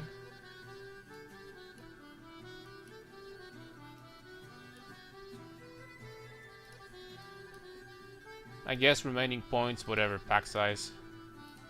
More monsters. Okay, that's fine. And we're gonna do some more changes. Abyss, we're gonna do this. We're gonna try to start getting the Rogue Exiles. Okay, so this is small monster magic, that's good. 50% Rogue Exiles being influenced by abysses, that's amazing. We're gonna get increased monsters. And then we're gonna get additional Abyss, 5% chance of completing to be overrun by the Abyssal. I think this is fantastic. Which one do we do, guys? This one or this one? What do you think? 5% chance to get to be overrun, or this one, 25% increased monsters. What do you think? Maps is multiplied with your gear rarity. There are different calculation brackets. Are you 100% sure about that? When I'm missing something or a rampage is not working with Titan Bear. My single target is horrible even though the gear is quite similar to yours. Maybe you're doing something wrong. Maybe you're not butting yourself. Overrun, you're looking really good. Okay. Most important notes is the tree for damage. The ones that I'm using, right? This is a very good cluster. 100% increased attack damage for 4 points. It's insane. Sure, it gives you reduced attack speed, but it is what it is. Obviously, this cluster is insane. This cluster is insane. Yeah, I would say these are the most important ones, probably. Okay, so we're going to be doing Abyss, but what I wanted to tell you, to show you, is what would happen with Scepters, right? Okay, so I need to refund one passive from somewhere. This one passive being whatever. Fire penetration. Lord of the Wilds. Boom. And now we need 120 spirit in total, which means that we can use literally any scepter and we're gonna have enough. So what we do is Scepter with 3 sockets.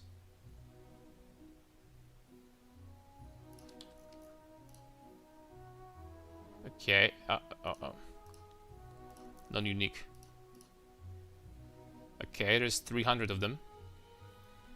And additionally, we do need some frick. Okay, just to show you guys, this is going to be costly, it seems like. Okay, you know what? Just to make it a little bit less costly, we're gonna get 2 non-corrupted. There we go. Purity of fire, purity of lightning, purity of ice, impurity. I'm gonna change the count 1 to 1. These at least level 15, and add additional mana regeneration, at least 50%, and mana would be nice. Are there some other good stats here? For the most part. Really? 3 divs for that shit?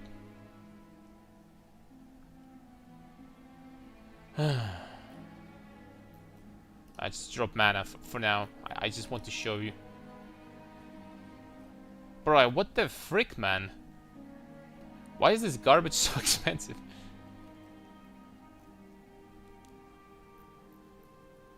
I'm assuming I'm paying for the base. It's my big assumption.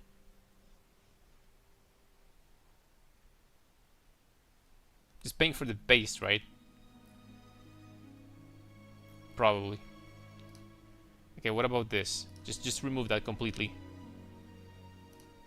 Normal. Go. The base is like 2 divines. Okay. The base is like 2 divines.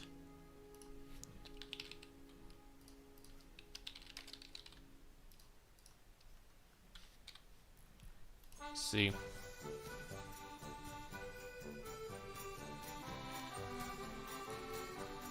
Oh.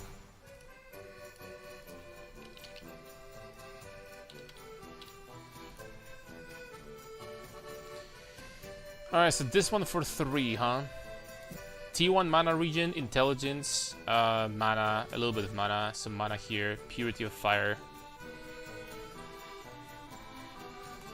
Sure, let's go for it. I mean, for freaking science, boys. For science. We need a little bit of intelligence.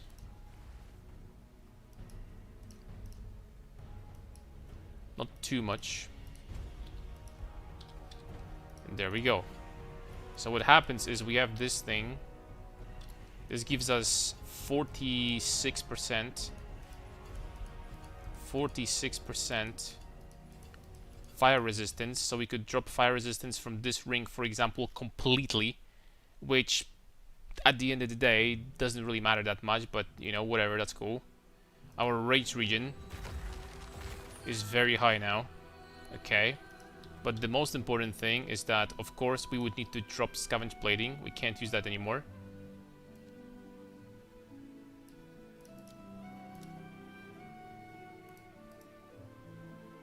Ah, right.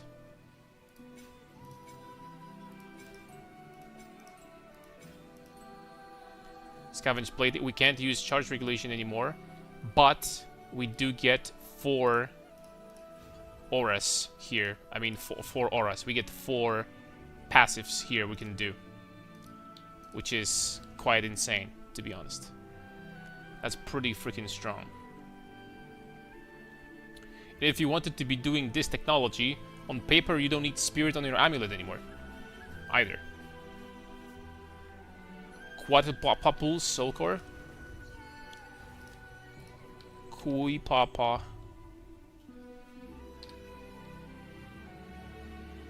This one?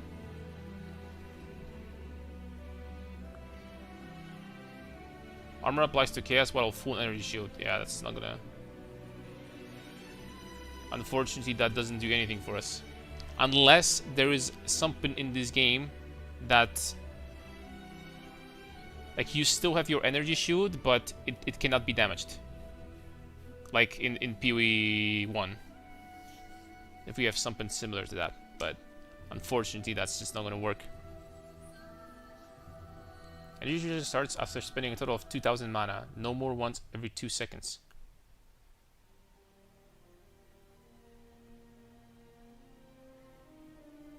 Maximum mana per 2 energy shield on equipped helmet. What?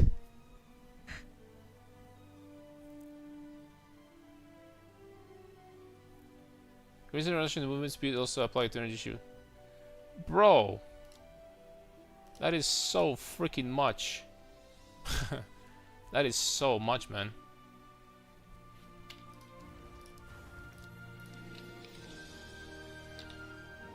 Where are other ones? Gain armor equal to 25% life lost from hits in past 8 seconds in helmets. Who? You lose like 1,000 life, 2,500, 250 armor. That's kind of cool. You need to stack a lot of life to make it work, though. Not on this build. Prevented recoup as life, 10% physical. This is for minions.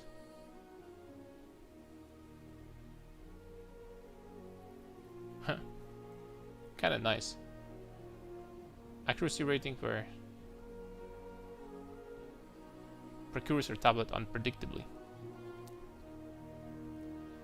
Increasing reductions to life regeneration rate also apply to mana regeneration rate. 1.5 regen. That's pretty good. And this one we use. Okay. I was watching your crafting talisman. I noticed you slammed last 2 essences without the omen. So you basically could remove the fizz prefixes, or was it on purpose? I got confused. We got lucky basically. I could have done better. I could have done better, but I just messed up a little bit. Avatar of Evolution, that makes it essentially prohibitive unless it's a sweater and amulet, since the chest slot can't have it. Strawberry Rigwolds, I saw looking at the 5 minutes. Should I sell for a bunch we're gonna using now? How much is Rigwolds? You know, if you don't use it, then I just say just freaking sell it, right? Always better to sell.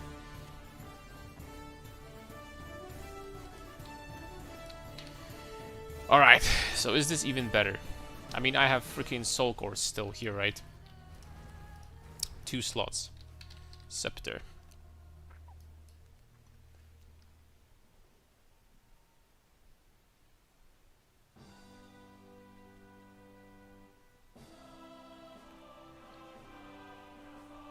%, it's like a 16% attack speed we can do.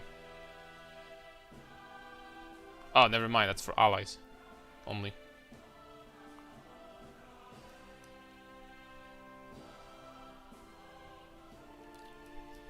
I don't know, man.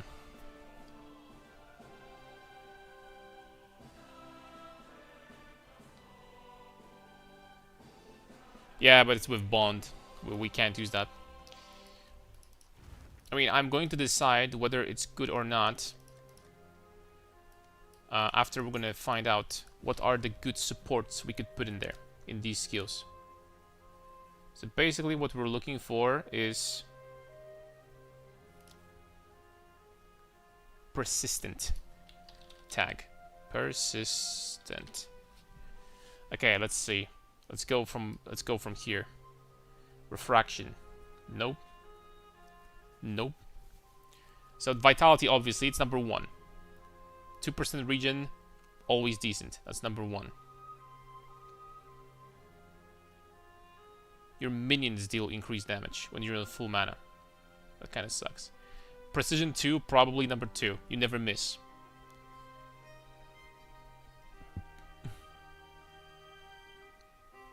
Supported skills are gigantic. 50% recovery from life flasks. Not bad, to be honest. Attack damage while low life. This number 3, clarity, 100%. Probably cannibalism? You don't even need that. I think herbalism legitimately is better. That's actually a lot. We don't have a lot of life, that's actually a lot.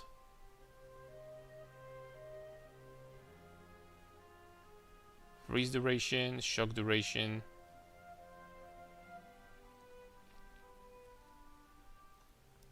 Ignite duration.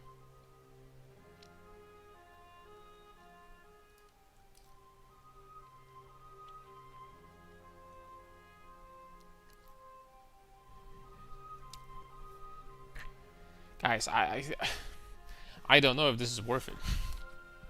I don't know if this is worth it. Sacrificing this, I just don't know, man.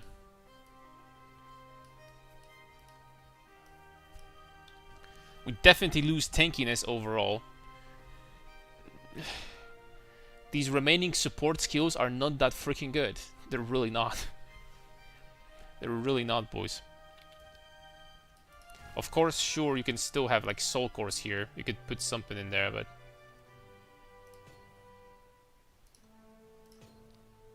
there aren't too many options. You could get like 20 strength for something.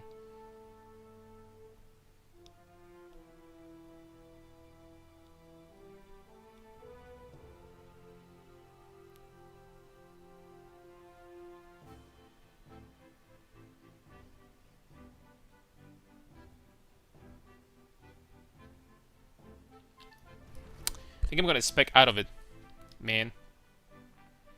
You don't like Allure Flask? It will be good to use. It will be good to use. I have nothing against Allures, to be honest. I have nothing against that. Yeah, I'm just gonna drop it, dude. I am going to drop it.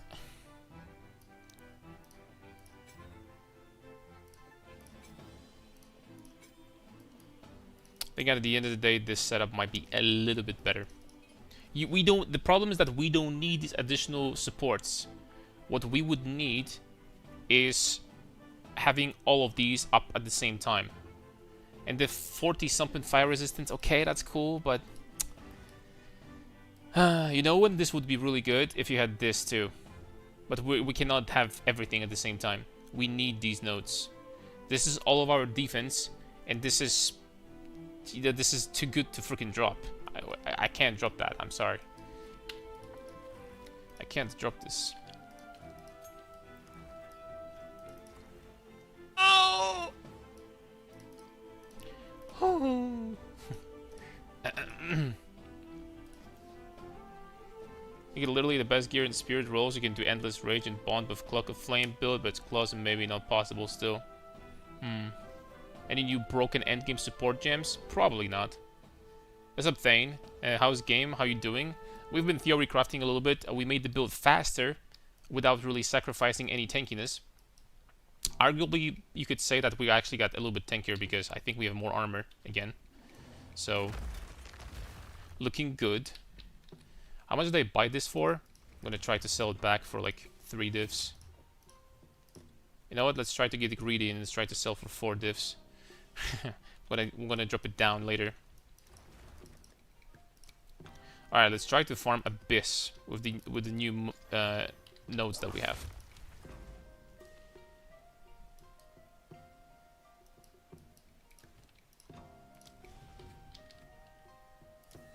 Berserk weapons at number 2. Rampage weapons number 2. Okay. It's nice early for resist. Not much. We don't need to resist anymore. I kind of wanted to make use of it, but once again, I think if we have the bonded notable on the druid, on the shaman, I think that makes so much more sense. Without it, I don't know. I don't know anymore.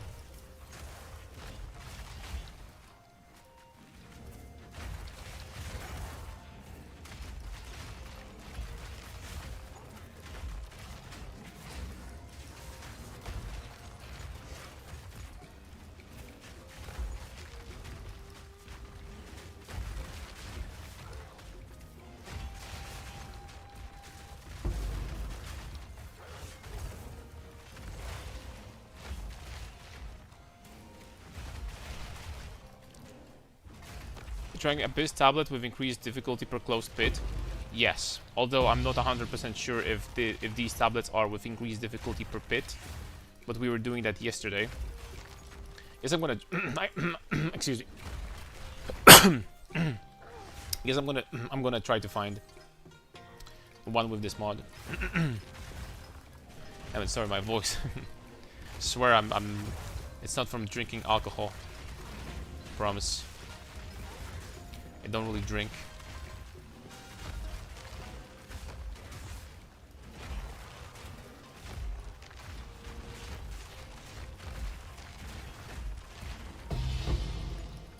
$28? Jeez.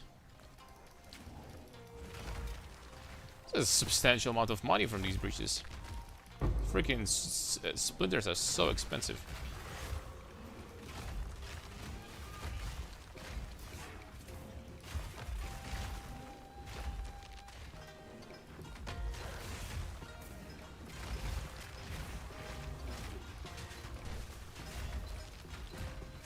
I wonder actually what the chance is for rogue exiles to spawn if you have everything on the Atlas tree, like us.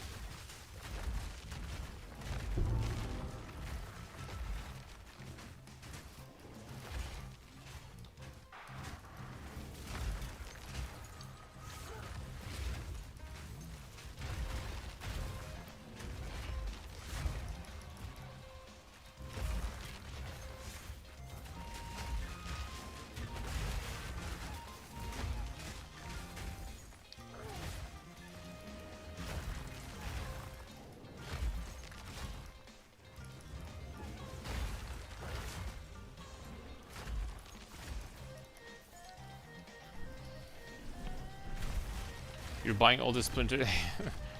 That's the entire freaking splinter supply goes to me. What's up, Boo Stars? All good here, man. How we doing? 2 of those rares, some get bonkers HP values. HP too low. Yeah, I know. I know. We've been doing that yesterday. Like, these monsters legitimately had more HP than the bosses themselves. Just hilarious.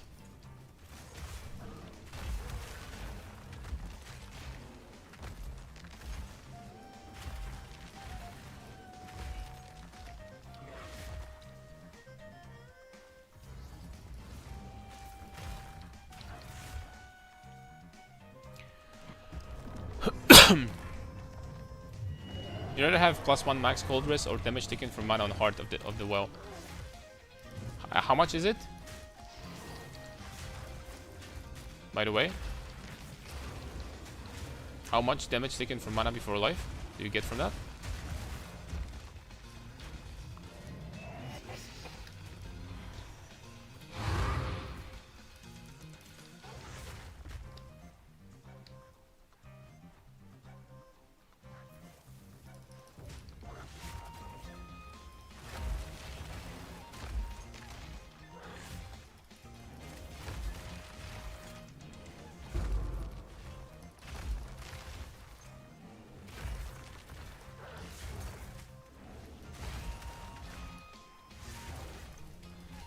3%. It doesn't matter. Probably Colress. Well, I mean, you don't want to like get too much of this stat either, because then your mana is gonna start dropping too low. So something I think around 20%, unless you have way more mana regeneration, is like you know, is a good amount to have. Is over 200,000 the amount of armor he needs? Who needs? Me? I mean, you know, the current 260,000 that we have is actually a pretty shitty amount still. I mean, look at my gloves. Like, gloves is one of the most important slots. We have 290 armor on gloves. You can get so much more if you wanted to. Like, honestly. This is still not that great. Okay, I guess I'm gonna do this tower. But before that...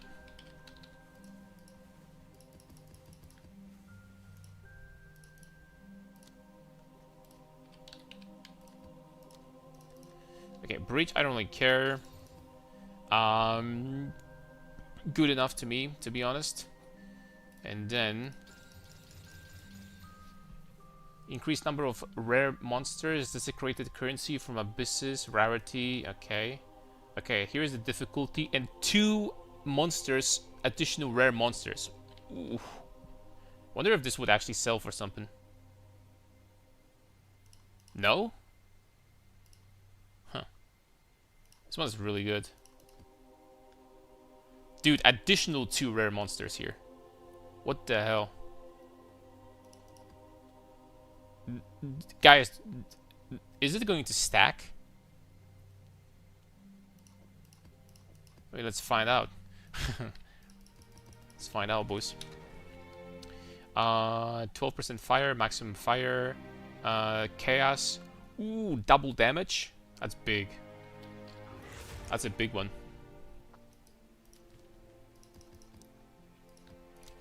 That is a big one, my friend. With double damage, that's... Let me guess, that was probably pretty expensive. That probably wasn't cheap.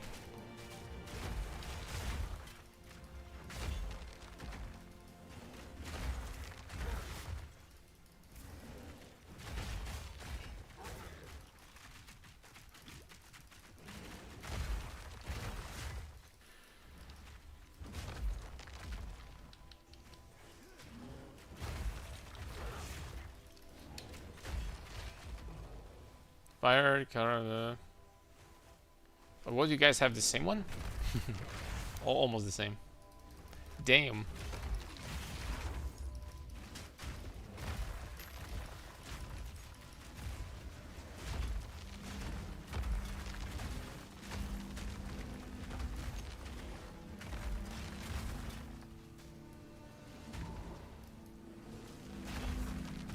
You know, doing this guy is probably going to be a waste of time, but let's go for it.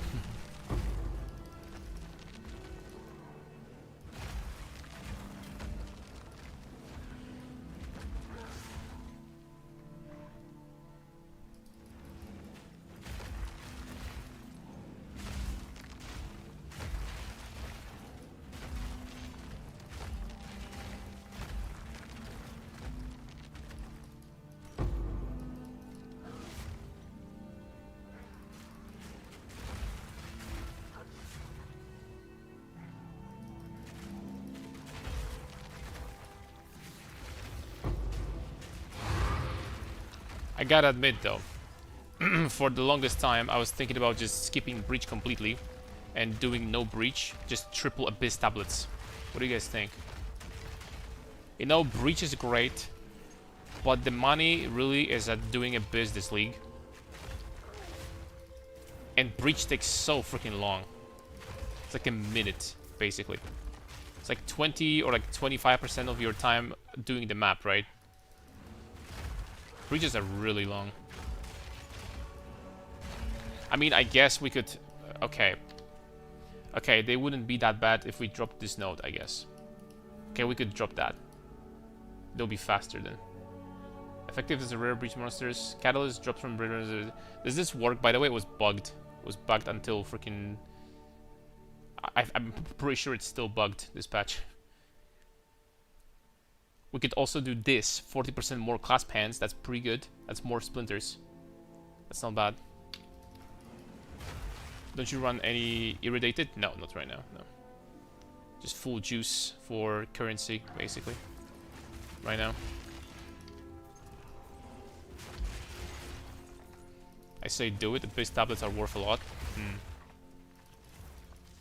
That's true. Well, we're gonna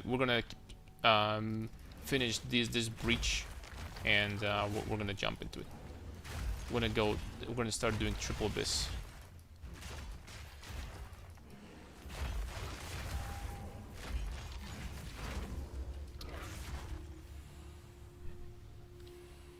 What was the boss? Oh, okay.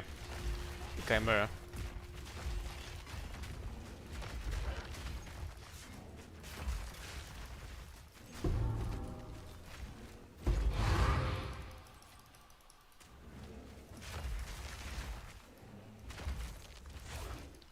Chimera, I think.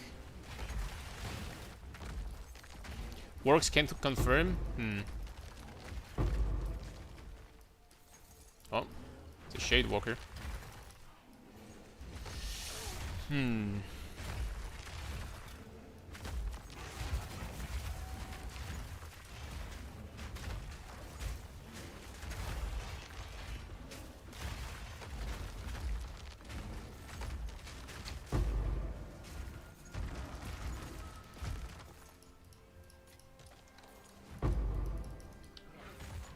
Now if we're doing this, like, you know, the difficulty increases with each pit cleared. I'm actually gonna start using Rampage against those guys, because holy smokes, they get tanky after a while. Looking good, how do you find the overall feel of the bear compared to Shield Wall? I'm somewhat on the fence there. You know, Shield Wall is a skill that, you know, if you saw Karn, for example, not me, the other Karn, then he clears really quickly, right? And he's like, you know, level 100, freaking hardcore SSF, so you know, Shield Wall definitely... Shield Wall does a shitload of damage. Shield Wall does a lot of damage, right?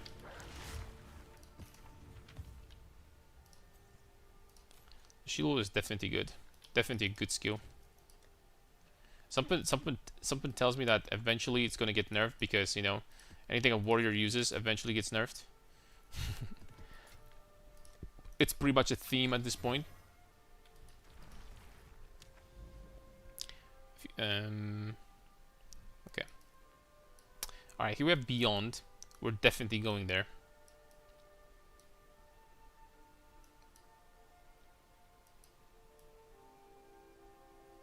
Yeah, we're definitely going this way.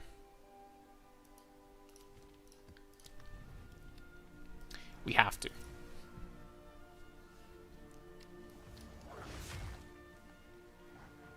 Wait, isn't that the monkey boss? I'm pretty sure it is.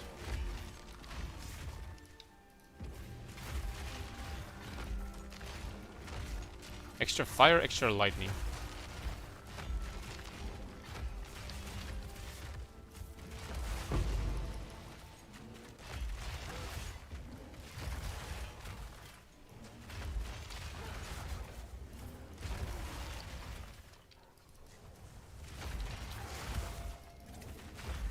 Something else? Extra fire, extra lightning, poison.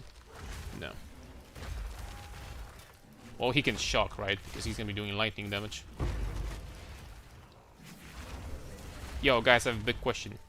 When you shock someone, because I don't even remember, if you shock someone or monsters shock you, the hit that you receive when you get shocked, does it already get the damage boost from the shock, or it doesn't?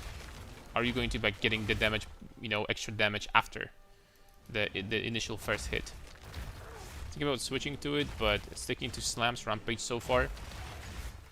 I think that bear is really fun, especially, you know, comparing to Shield Wall and some warrior skills.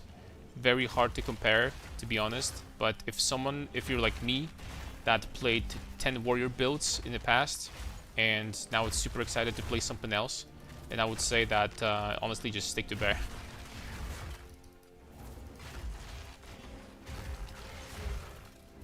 I think that Bear is fun, is well designed, well balanced. They definitely did a good job. The only thing that obviously is useless is the wolves, right? From what I've heard, even Gassy gave up on the wolves because, you know, he just couldn't make them work. They're just doing negative damage, right? So they're probably mostly for like support or something.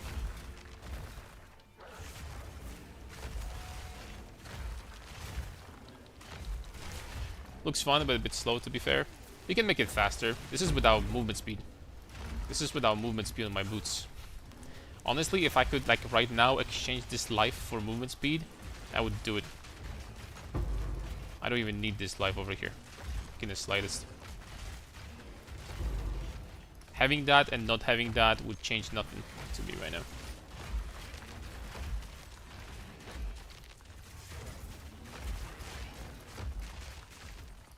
Oh, Shade Walkers.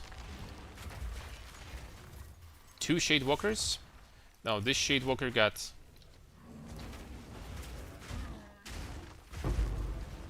boosted by the Wisp.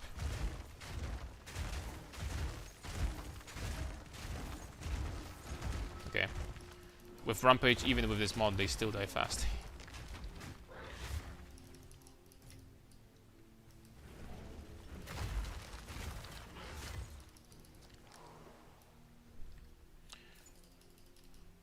Busted Temporalis Bounce Wolf build. Temporalis, huh? We want to be playing Enigma in PoE. I wonder how much worth, how much does Temporalis even cost nowadays? Oh, I'm like, why does do this? I freaking killed this guy again. This strong box over there. Okay, soon the list of modifiers that he has is gonna turn into like a Star Wars, like, you know, intro. How many more? That's it. Strongbox is so useless. They should have like buffed it. Never nothing drops from that. Tectonic slams, same like Rigwolds.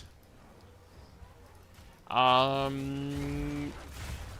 the most part, it should be similar.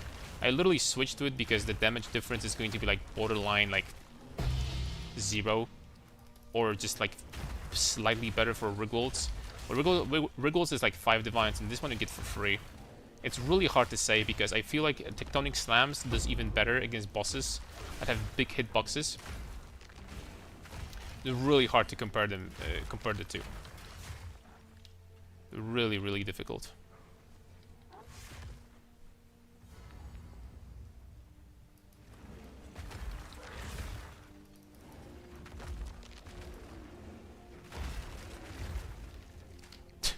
With double damage mods, guys. Extra fire, extra lightning.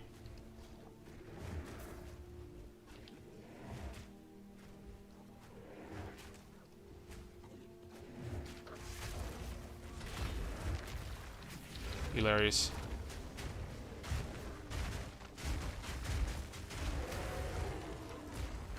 Hilarious.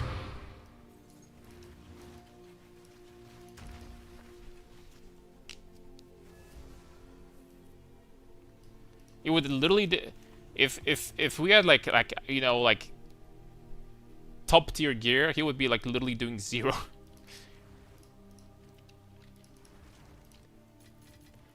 We're doing some negative damage, boys.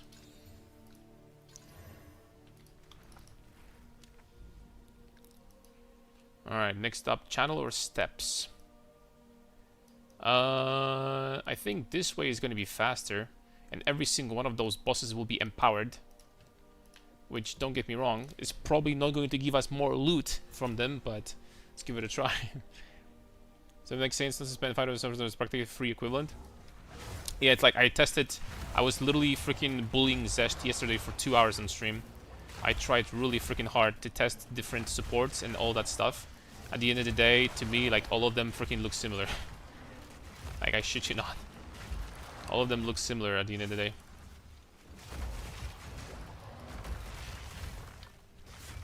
So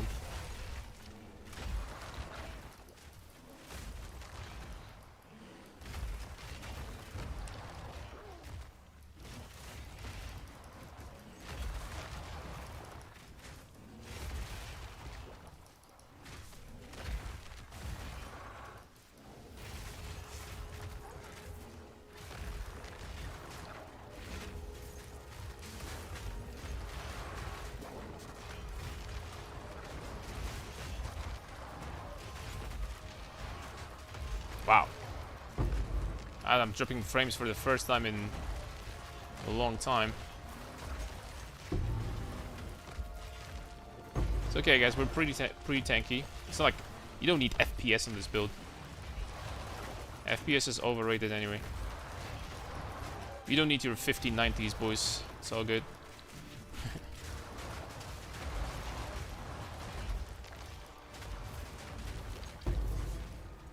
Oh, there's a Shade Walker though. So, always gotta be careful around these guys.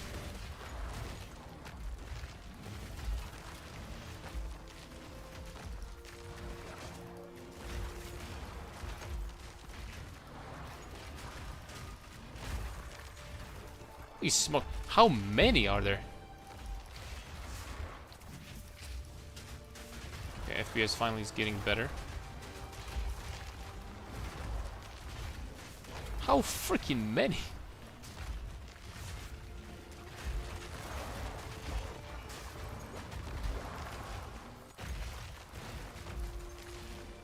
There's the cannot recover above 50%.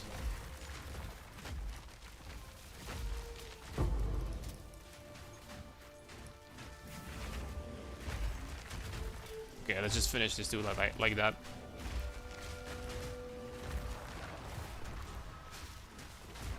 So most guys that spawn after clear abyss so much damage with their chaos pellets, almost the only mob I fear anymore. Well, not to us. Because like 2 small chaos projectiles like that were basically completely immune, so.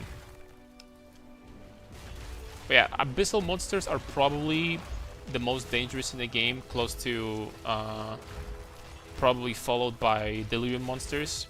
Of course, when you're doing simulacrum, these guys are even stronger because they have delirium modifier, like 100% delirious, you know, later on. But abyssal monsters are pretty scary. They have a variety of damage mods. They do a lot of chaos. They do a lot of physical. So there's a counter for ES builds, there is a counter for life builds.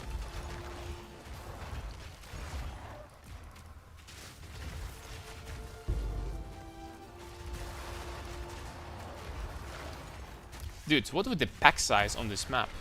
Why are there so many freaking monsters in here?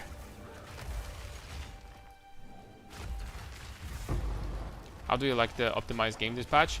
Ooh, big difference. Like, I basically had no FPS drops whatsoever. It's like pretty much permanently I'm sitting on my cap, which is 75. So, and probably I'm assuming the quality on the stream is good too. I would assume so. At least I hope.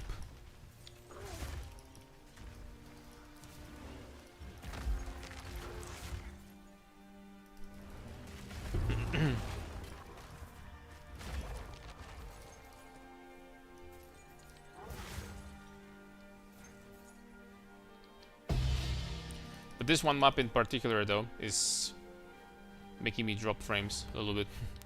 Too many abyss bits, maybe. Okay, we didn't buff ourselves up properly, but it's fine.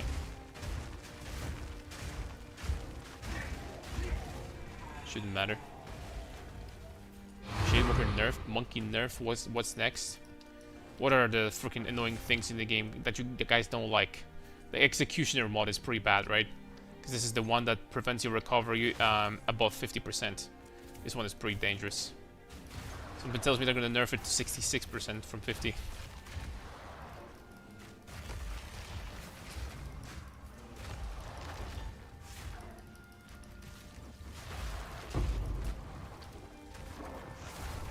Wonder if they're doing that because people will complain that, you know, the game is too hard. You know, they walk towards. Okay, I'm not going to say anything about Shadewalkers because Shadewalkers I was complaining about myself. This modifier is not balanced, right? Shadewalkers are busted, boys. But you know, some other shit. I mean, oh, I'm next. I have too much armor. Fair enough. Next patch notes. Patch 0.4D, 0.4.1D or something like that. I don't know. 040D. Armor stacking nerfed. Minus 50% armor on every single piece. Boom. This is a buff.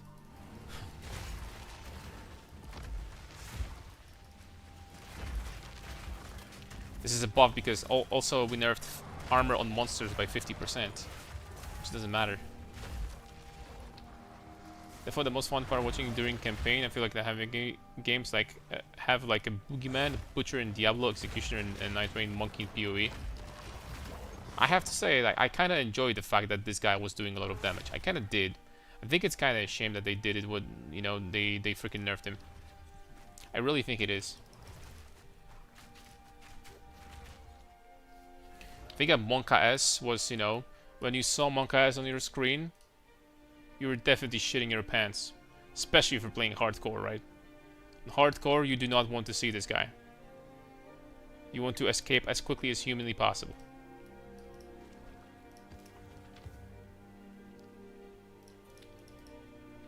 And now, maybe not so much anymore.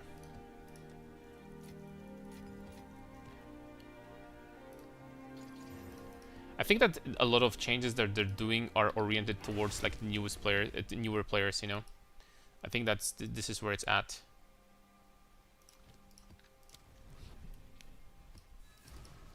If it wasn't for newer players and the fact that, you know, they get frustrated, then I think that GG would keep these freaking, you know, dangerous things in the game. But I mean, look at the previous patch notes, right? They reduced the quantity of monsters by 40% so that the players do not get overwhelmed in early tier maps. To be honest, after playing for like over a week, I don't really see a big difference compared to before.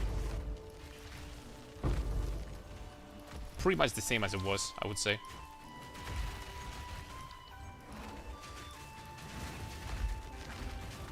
Holy smokes, that is a lot of people again.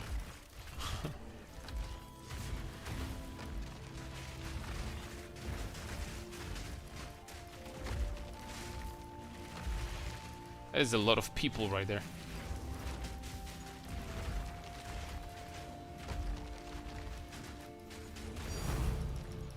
Nice.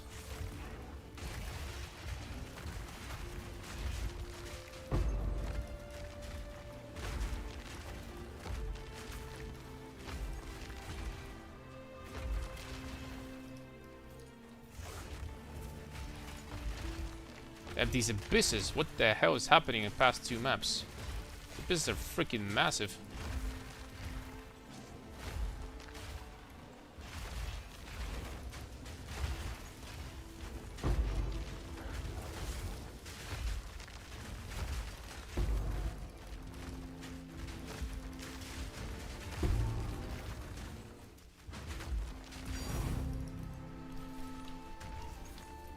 Hello? How much is that? Dude, regular abyss freaking thing is 39 exalts? You're joking me, right? A white or blue tablet is 40 exalts? You're kidding.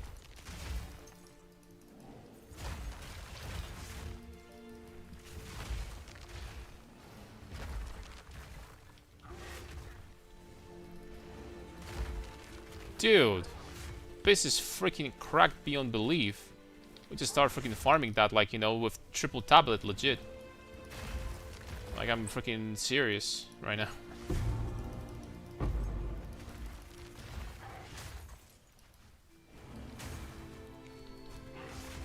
Excited for the 4th game? While everyone is waiting for GTA 6, that's the game of the yearning for. Oh, Witcher 4. Ooh. You know, crazy part, I'm Polish. Witcher 3 is Polish, right? Made by the Polish developer.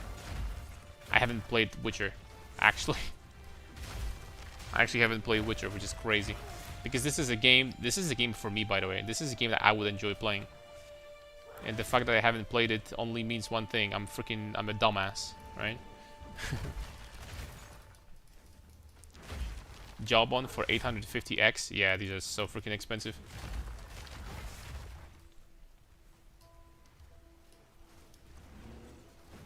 And we definitely need to play on stream. What is this game called?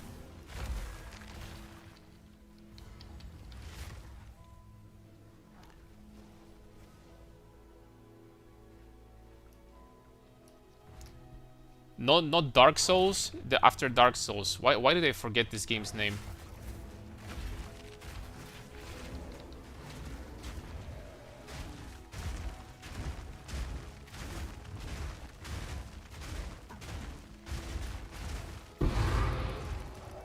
How is this possible? I forgot this game's name.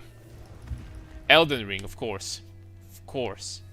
We need to play Elden Ring on stream once. I mean once. We're gonna freaking beat this thing. We're gonna have like a downtime in between PoE leagues or something like that. We're gonna play it. Expedition 33 now, Elden Ring with expansions. I kind of wanted to play this game for a long time now. This is my type of game, and I haven't played it yet. This is a game for me. Took a lot of awards last week. Yeah, apparently it's a really good game, but I have to say I was never like a huge fan of... Because Expedition 33 kind of looks more like a JRPG. You know what I mean? It kind of looks more like a Final Fantasy type of game. And I have nothing against Final Fantasy, but I always preferred RPGs that were focused on like the combat, not necessarily on the story as much. And Elden Ring is pretty much like, you know, focused on the combat and on character, you know, progression and stuff like that. So Expedition 33, of course, has a lot of elements there, but I can't say with like with a straight face that I would want to play that over Elden Ring. I definitely would prefer to play Elden Ring. If I had to, like, you know, if I could choose between the two, then Elden Ring for sure. The Great Adventure, yeah, we're gonna do that one day.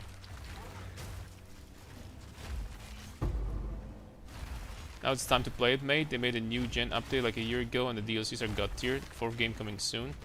Oh, you're talking about the Witcher, okay. Elden Ring, greatest game ever. I don't know why I haven't played it yet, but that's even better, I guess, because we're gonna have actually no spoilers before playing it on stream. So even better, I guess. I actually don't know how... I don't know much about the game at all. I haven't seen like much footage. I saw some footage, but like not much.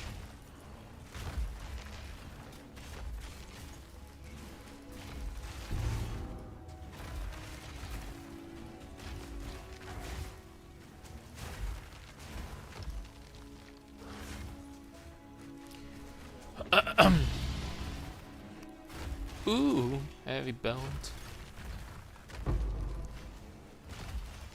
Every time I click on stream and it's tier 15 minutes of dialogue.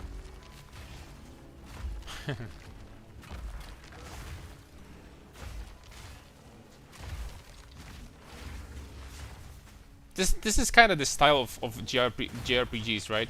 A lot of people love these story-oriented ARPGs. I think that I honestly, like, probably a lot of girls play these also, in comparison to like something like Elden Ring. The more the story there is, the more girls are gonna play.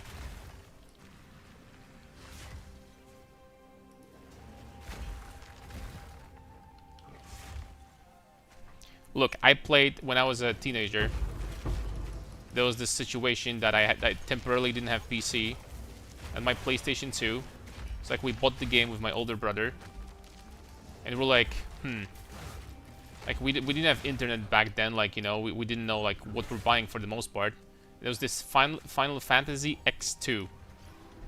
And we're like, this is looking like, you know, Final Fantasy, right? How bad this can be. And it turned out that, you know, you only play in this game as girls. And at the end of the day, this Final Fantasy wasn't like very like highly rated. Like I learned that years after. But it wasn't like that good compared to like the others. So I'm like, oh shit. Honestly, like back in the day, like when you had nothing else to do, it was still okay to like beat it. It was still fine to play, but it wasn't the best choice.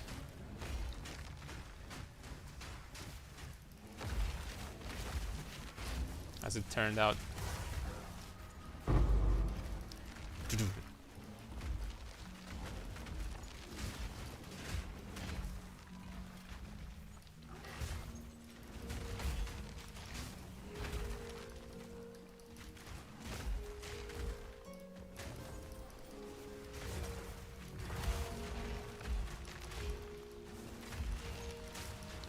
These abysses are massive.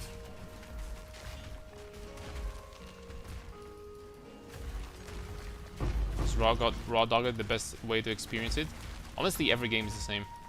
The best way to play the game is just to go raw, without like any guides or anything like that. Look, you're gonna get stuck in one place because like there's like going to be like some puzzle thing or something. Sure, look it up. Not to just like torture yourself, but other than that, yeah, I mean, going blind in the games is the best, like by far.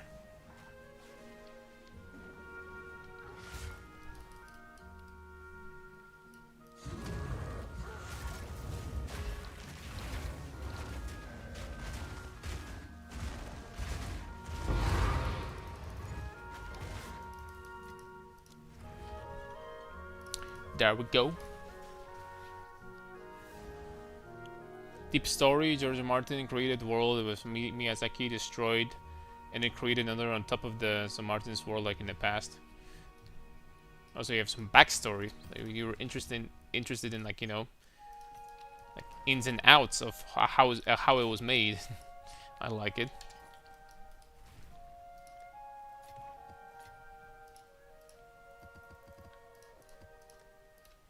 See some dedication right there. Respect. In Elden Ring, we can make some broken tank. You'll like it. Oh, hell yeah. Gotta get tanky, bruh. Get tanky, bros. Do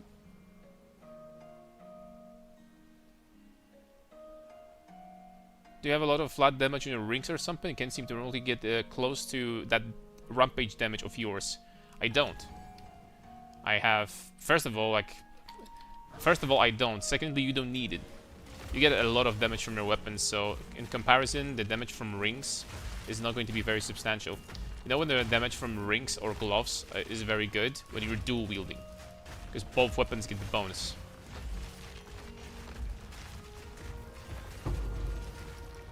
This is when flat damage on the equipment shines.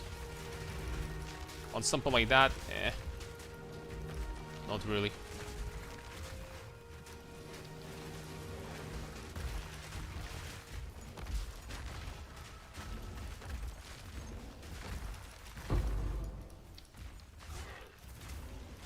Okay, we're dropping a lot of tablets, boys.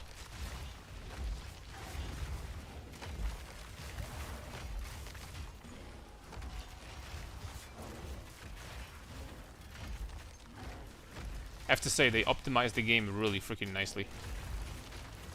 That's a big difference compared to last time.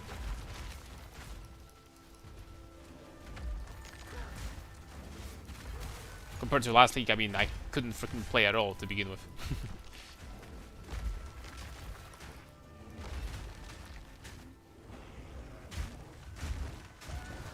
Basically.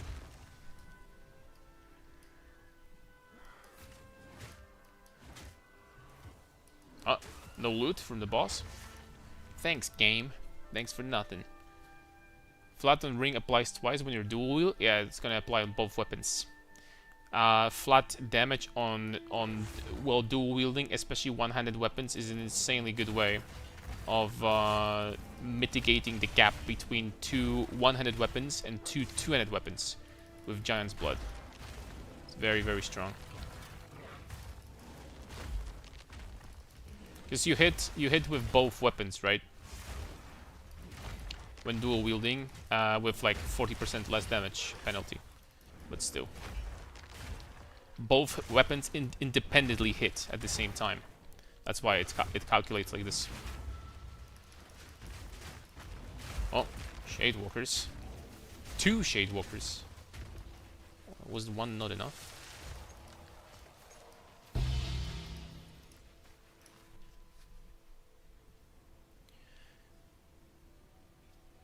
A 1,000 hours in BW2, I didn't know that. So I guess it's your gems or something. I'm copying your talents more and less to the best I can afford. I have no idea, to be honest. I don't have like a single support gem here that is very expensive. So the setup should look the same. Maybe it's because you don't have bonuses to +2 skills on gloves, amulet, weapon. This stat is one of the biggest damage boosters for attack skills in the game. Honestly, I'm shocked that it didn't get destroyed this patch.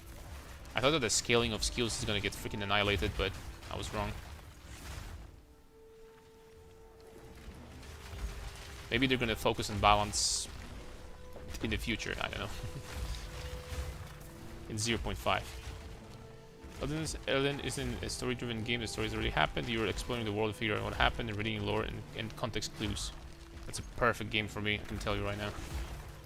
I say that as a person that I think Baldur's Gate is my favorite ARPG, not ARPG, CRPG of all time.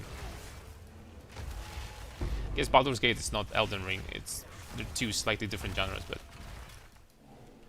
And I mean Baldur's Gate, not 3, but like the OG ones, right? The Baldur's Gate 1 and 2.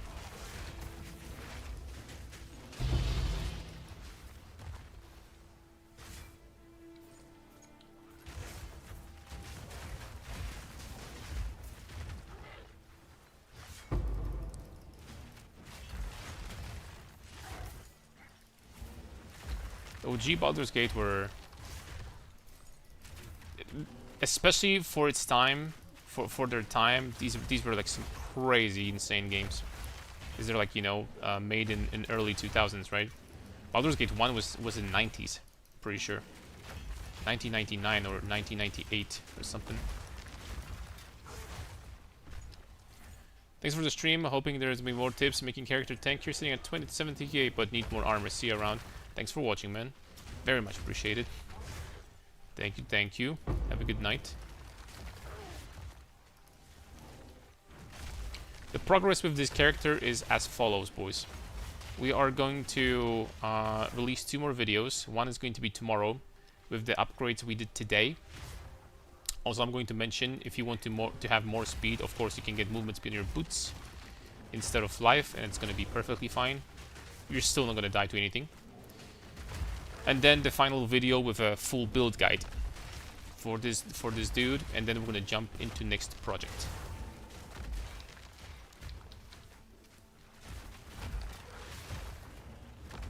And the next project is, regardless what exactly the details will be, I definitely want to make a Warbringer.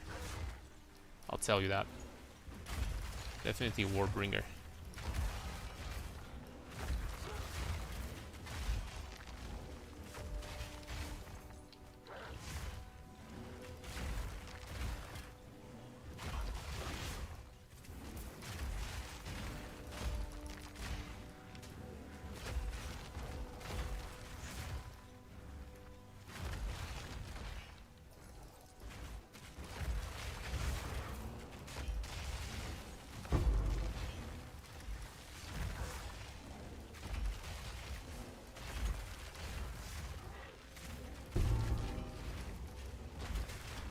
Exceptional Paragon 22. That is definitely not going to cost money. It's not even the best base.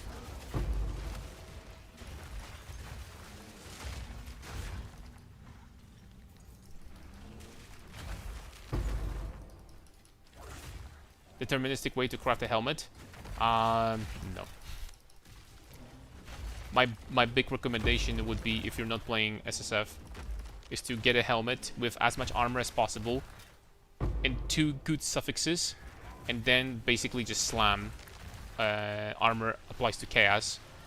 You know, keep on slamming and using Omen of Light until you're gonna get it. You know, you can also like buy the the helmet that is already, like, you know, finished, but it's not easy, right? It's not easy to get this unless you get lucky. We did not get lucky at all. It took us multiple, and I repeat, multiple tries.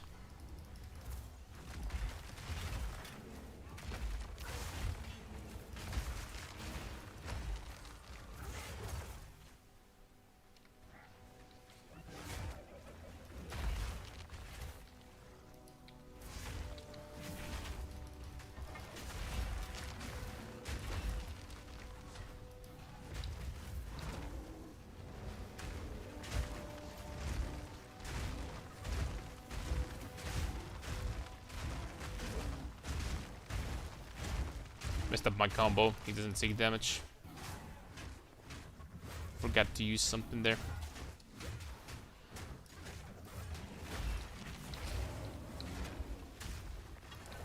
Can't even use this.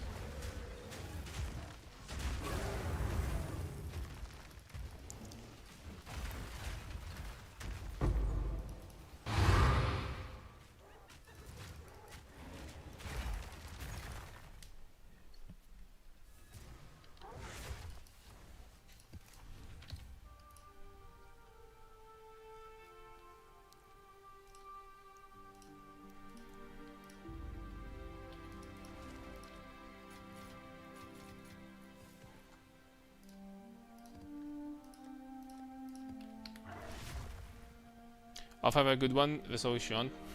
Thank you, Vesoich, as well. Take care, thank you for watching. Ooh, that's a rough freaking map. Rough and a half.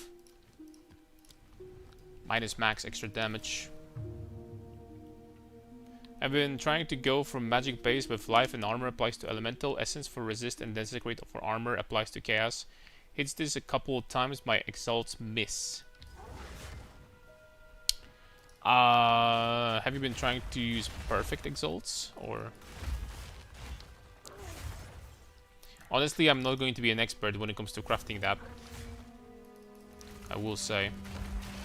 I'm not going to be an expert.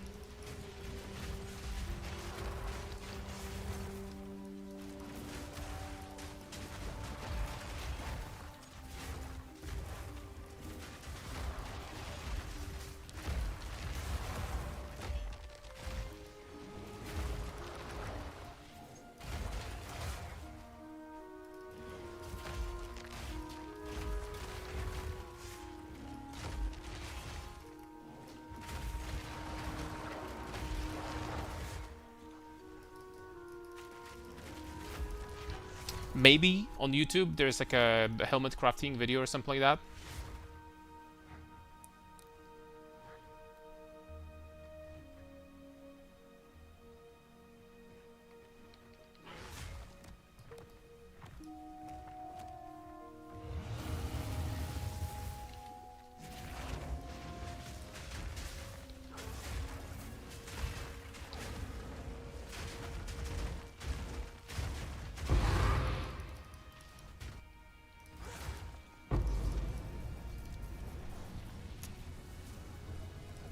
Always hit like T1 armor and then mana accuracy. Yeah, it's freaking unlucky. It's such a shame that they removed homogenizing exaltation from the game. At the same time, you know, homogenizing exaltation was kind of broken. Can't argue with that. It's kind of broken because every item could be pretty much crafted deterministically. So I mean, you know what I'm saying.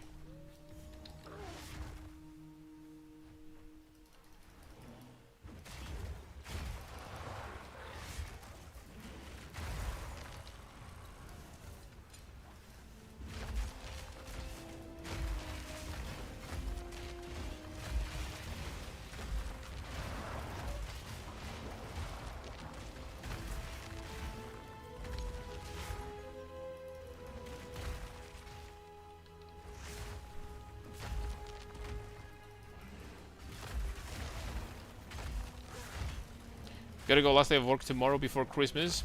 Merry Christmas, man. Thank you very much for watching and take care. Armor is super hard to craft without it, though. True. Especially gloves. Gloves are actually ridiculously expensive. If you saw any gloves that are on the market that have high values of armor, and armor applies to elemental, they're very expensive, and they're even worse if they have +2 to skills, obviously. That's freaking... That's pretty much puts them like at the ridiculous like price. So...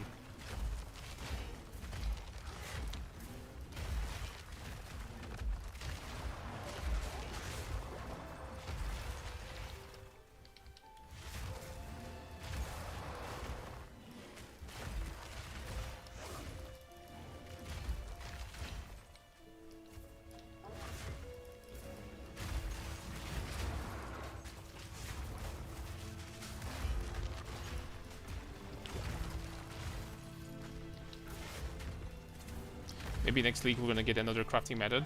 Something tells me that probably yes. Maybe they're going to focus purely on endgame, but they never do something like that when they focus only on one thing, right? Usually the patches this company releases are freaking massive. Just hilarious. I remember, like, you know, when I started playing PoE, we were used to like some freaking shitty ass small patches from like Blizzard, for example, patch 1.11 or like 1.12. Basically no changes, right? So some minor changes. And then everyone started playing PoE. PoE was a big thing. And then when everyone saw the freaking size of the patches in this game, like, what? Like every 3 months you get like a new game.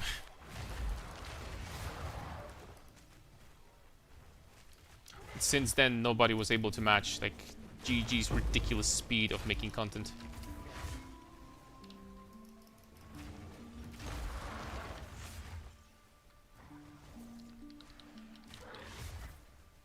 Because let's be honest, they're making content ridiculously fast.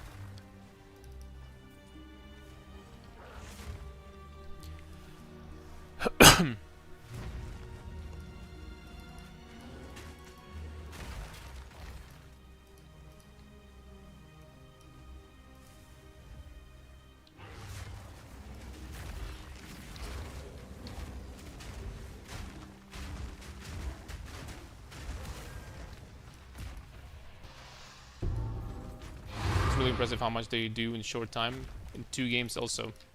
Yeah, although I wouldn't be overly excited about PoE 1 because you can very easily say that it's very easy to see that the sizes of the patches in PoE 1 got smaller. They're definitely smaller than before. Especially this patch was...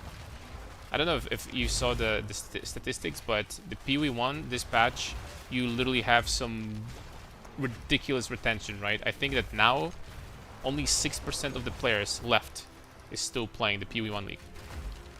So that kind of shows, like, you know, how messed up this league was. People were not happy.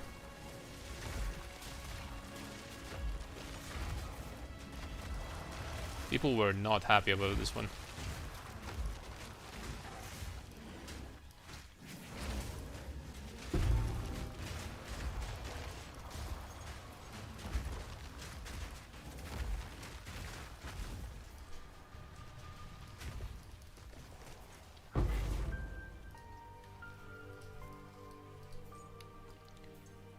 I love how fast GG brings out the hotfixes, play Destiny 2 and Bungie. They fix like one bug and break 5 other things the same patch every week. Yep. They definitely care. You can immediately tell that these guys know what they're doing, right? You immediately can tell. They don't know what they know what they're doing, you know, they care about the audience, which is rare nowadays. Just crazy when you think about it. That should be like, you know, the most important thing, right? I mean, what kind of freaking company that releases games, if they don't care about the audience, the freaking players, then I mean, what are we doing? Who's the lead designer for PoE 2? Guess it's Mark and Jonathan, and both of them.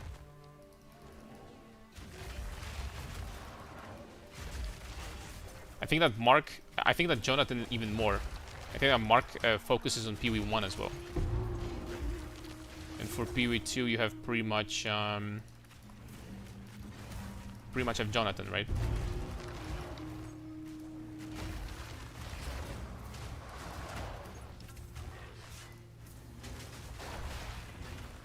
My brother, can you help? Is there any opportunity to increase my attributes with jewels? Only corruption. Only corruptions. And the answer is yes. You can get a jewel rather easily if you need some attributes quickly. Like a rare jewel, you can buy with a corruption. The corruptions roll from, I think up to 7 strength, intelligence, or dexterity. And this way you can get some. Yes.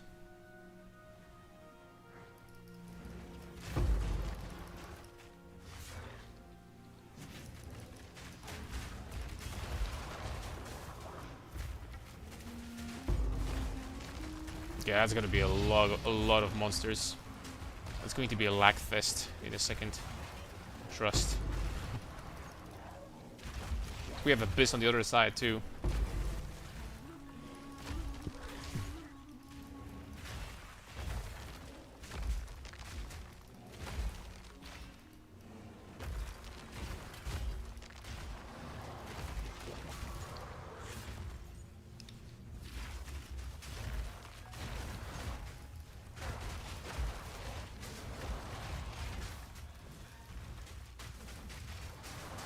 Told you, boy. Oh, frick.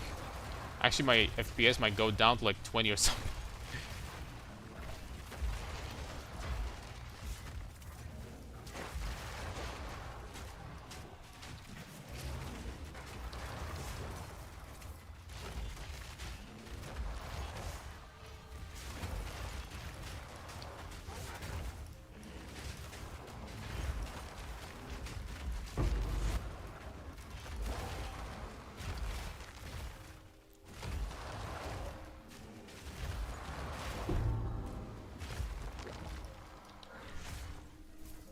Tier 5, okie dokie. That's what we're talking about. I'll level up, boys. 97. We're probably not gonna hit more than that on this character before we switch to Warbringer. But still, 97. The road from 96 to 97, I have to say, was a pretty long one. 95, easy peasy, right? But 96, but 97 definitely took way longer. Oh, Shadewalker.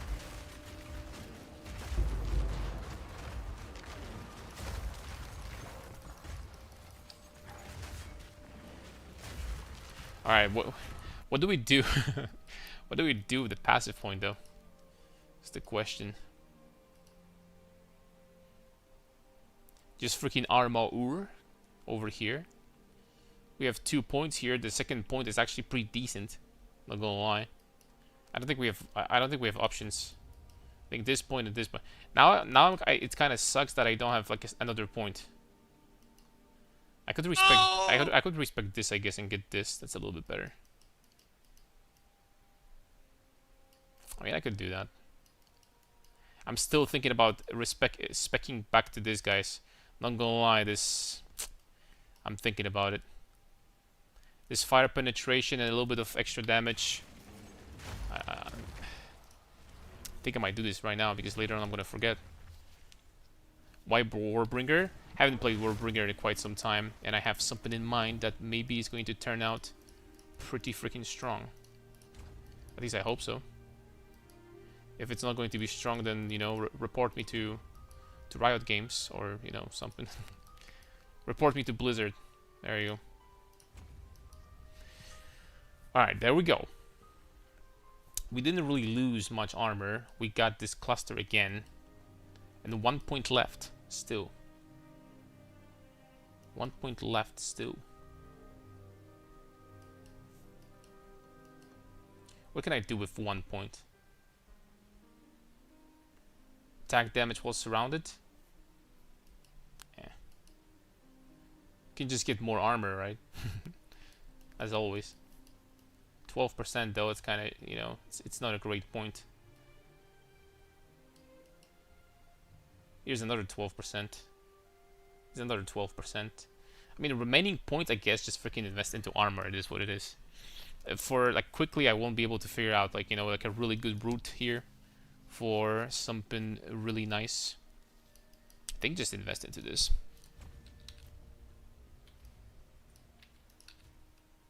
$27,000 unbuffed. Nice. Scarlet Gorgrill with +2 max fire res. Insane corruption. Very good. Probably I would still prefer armor, but I just, you know, not necessarily because it will be like much better. It's just like I love the armor number to go up, I have to say. I just love the number to go up when the number goes up. I'm sorry, but that's just how I am.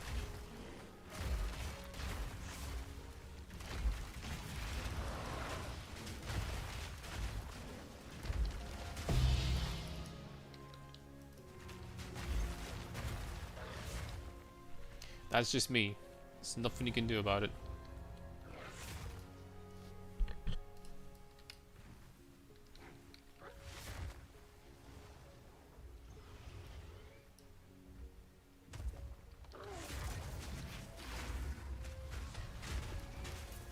Oh, I didn't break his... Ah, whatever.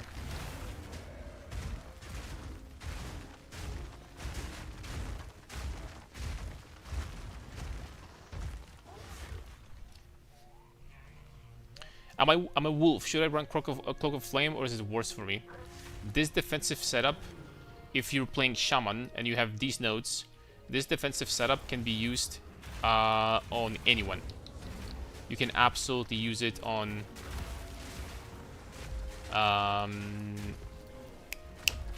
Wolf and Wyvern as well. Literally the same setup. It's not going to be as strong because you're going to have a little bit less armor, and armor applies to Elemental. But the principle is still going to be the same. It's going to be, you know, it's still going to work like this. It's going to be very, very tanky. So, you can use the same thing.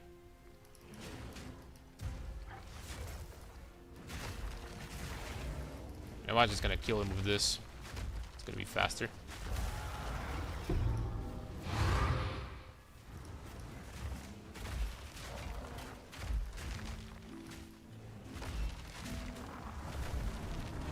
Can I see your gloves, please? Sure. Have you thought about next build? Yes. It's gonna be Warbringer with some Herald of Ice action. You're gonna see. It's gonna be interesting. It's going to be interesting to say the least. I want to put in Mjolnir there as well. I want to see how Mjolnir is going to work. I haven't done a single Mjolnir build, so I guess it's time, boys, to do it.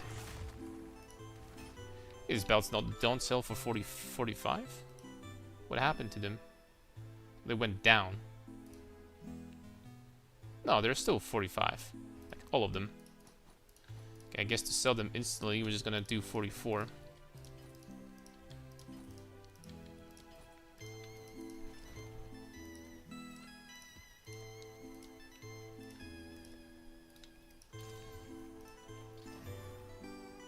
Extra fire, something, crit.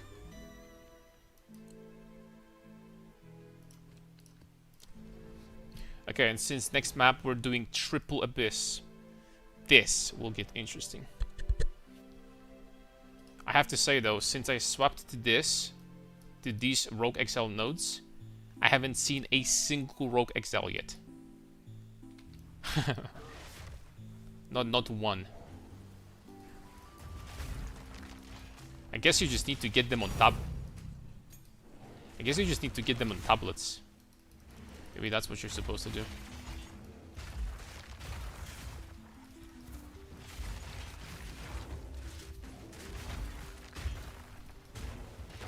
This is OP, man. It is. It's also difficult, but not for us, right? I would assume that if you wanted to like actually sit on top of, you know, this super juiced abyss as a melee build that is not like super tanky, you wouldn't be doing that great.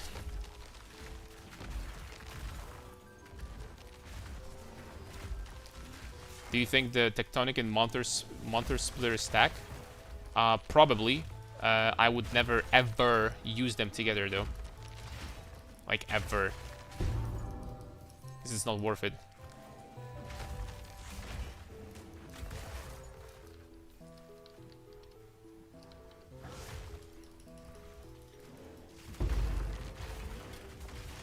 You're wasting your points on the Atlas tree for rogues. Get them on tablets.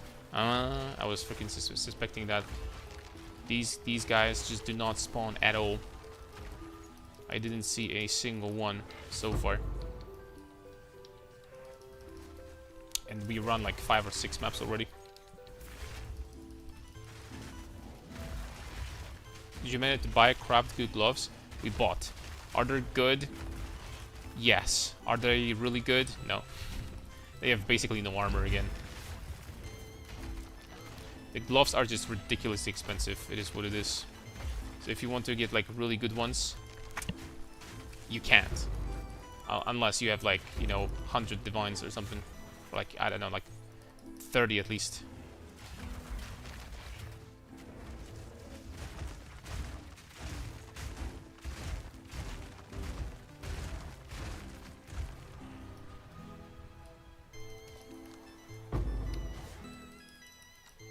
Gloves are the hardest to craft.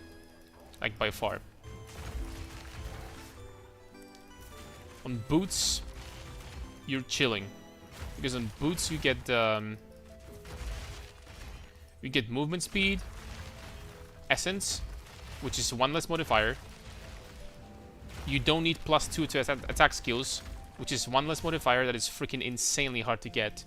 On boots you literally need like double armor, movement speed, or life. And then the rest with like resistances. And you want to start crafting boots while having fractured armor applies to ally, and that's it. It's so much easier to craft boots. It's actually it's pretty easy to craft boots. When it comes to gloves, you have none of these options. You have nothing. You just need to go from scratch, and apart from fracture, I guess. And the worst part about this is that getting +2 to melee skills is freaking impossible. So yeah.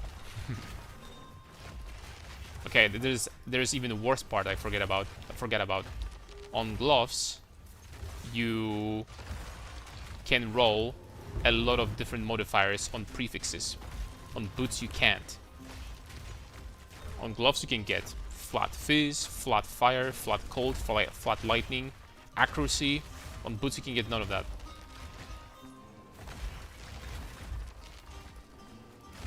So long story short, it's a freaking disaster to craft gloves.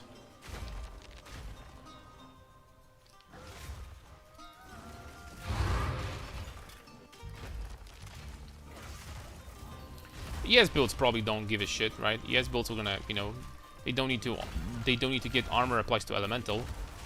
So all they have to do is to, like, you know, get high ES and boom, voila.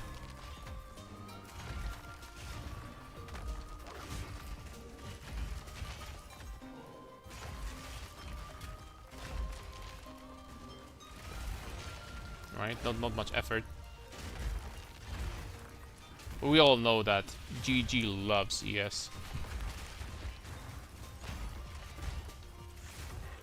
Wonder if ES is ever gonna get balanced in this game. Or we're gonna keep on setting, you know, what we have here.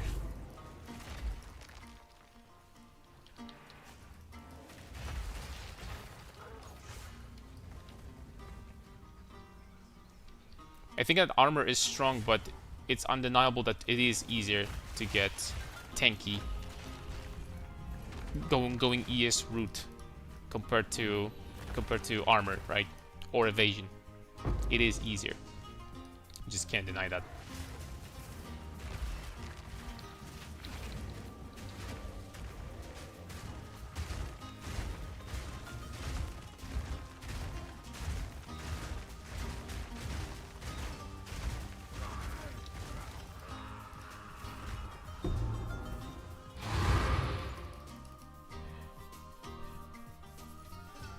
Switch to lightning coil yet? No, I don't think we will actually. I don't think we will, because switching to lightning coil would mean that we would kind of mess up our resistances pretty hard. And I don't think I'm going to actually like even switch ever. I think I'm just gonna stick to this. What? Dude, these guys got even more expensive? Bruh. Not something I expected. Not something I had on my bingo card. These guys got even more expensive. Damn. Ooh, penetrate. It's fine. It's just penetration.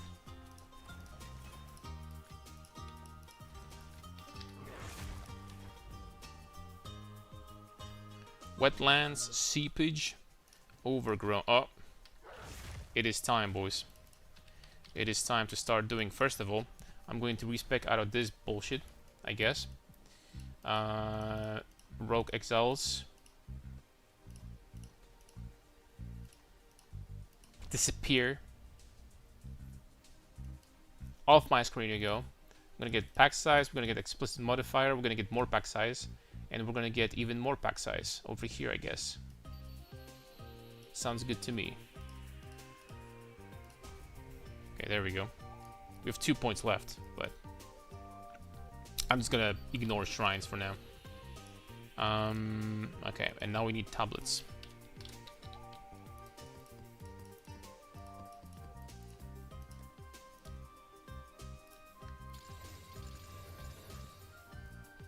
Is it worth to corrupt? Oh, you need to use this special item. 260,000, trying to make this work somewhat in my hardcore tune.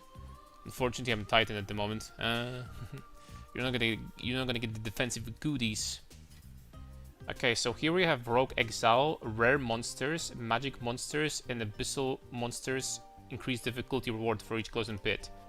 Dude, something tells me that this could be expensive.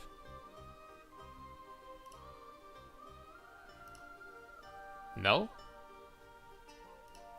Which tablet is really expensive if this one is not? That's a good freaking tablet right there. Or is it just me? This one is ass. One additional rare monster, additional monsters, and twice likely to have rewards. This one's really good. 4 additional abysses, 37% chance.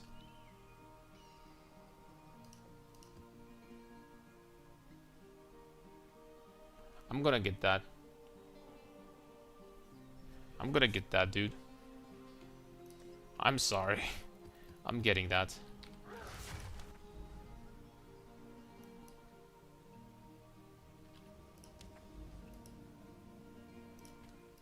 Overgrown.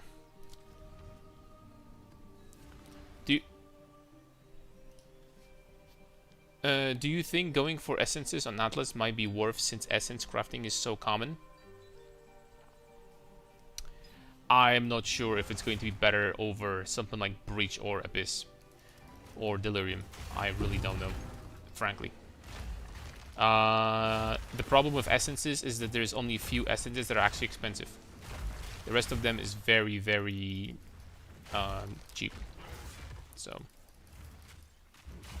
there's like literally 3 or 4 essences that are expensive, right, guys? And by expensive, I mean not even that expensive.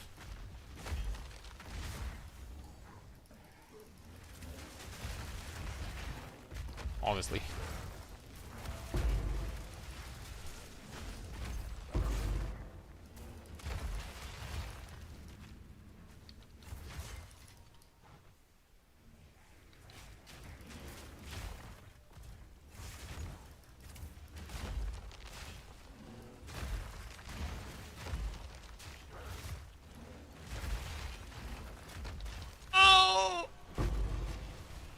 Seconded my 3 seconded my lightning coil. Ooh, that's what I'm talking about. Extra socket.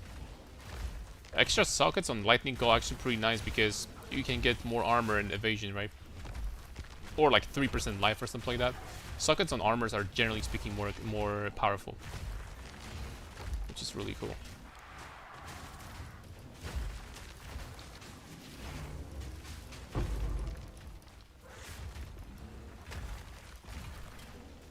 Is armor to chaos that good? Low in currency, can decide between helmet and Destiny unique. It's amazing. You get that with good enough amount of armor, and this technology with Gore Girdle. Its armor is applied to. Excuse me. You defend with 200% armor. You're just freaking rocking, right? Like you take no chaos damage anymore. It's actually pretty insane.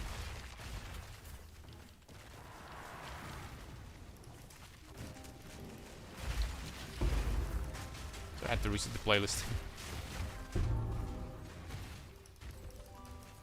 Violenta Propulsion. I am not picking that up. I am sorry. I'm sorry, goodbye.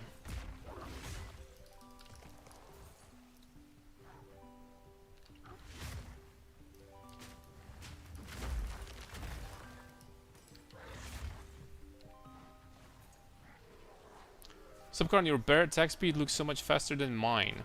Did you change something for skill speed? Also, how did glove crafting go? By accident, we managed to craft the gloves and sell them for 10 divines. They're okay, but crafting gloves is a nightmare. Really, it's really hard. Additionally, since the last time I had a lot of upgrades. I don't know when was the last time you watched Markle, but since the last time I had a lot of upgrades. So the newest mobalytics is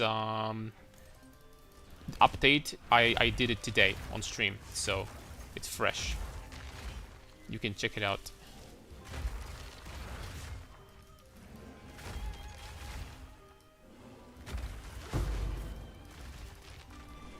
But yeah, I tried to make it faster. Long story short, tried to make the build faster.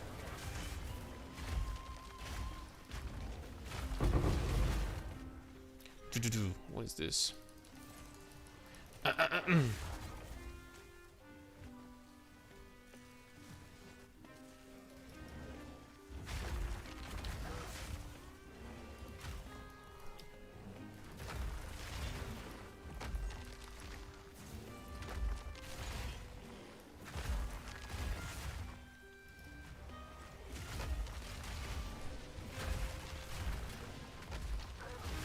Thanks, gonna buy it right now. How much currency do you have? This shit is expensive.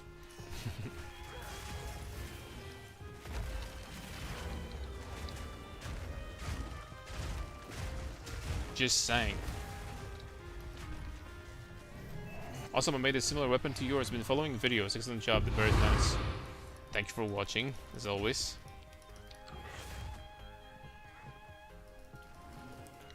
You can get 10-2% attack speed from a temple. I forget which. You lose on death, but you don't die. That's a great point. Unfortunately, we haven't been doing temple at all. That being said, it's definitely not 20%. 20% sounds like way too much. But temple is... I should probably do that because there's probably like a good modifier that we were missing.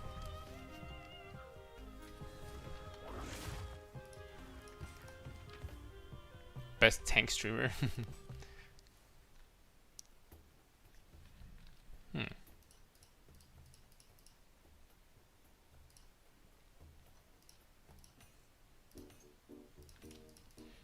jewels nowadays do not cost a lot. This build is definitely one of the tankiest. Is it the tankiest? Probably not. It's probably something stronger than that. But I'm not sure if it has more damage than we do.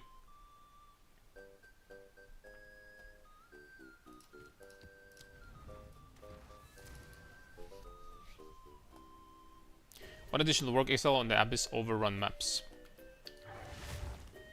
There is a mod +1. Really?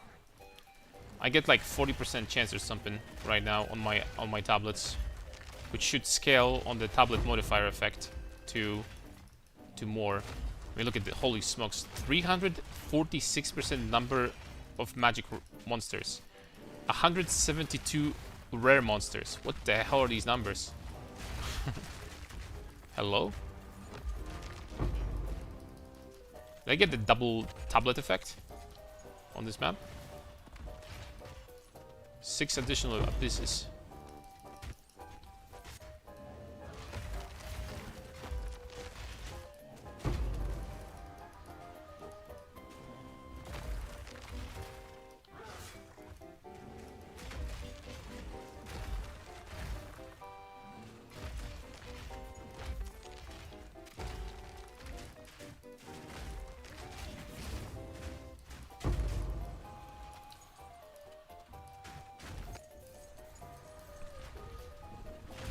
Clearly that were effect, yeah.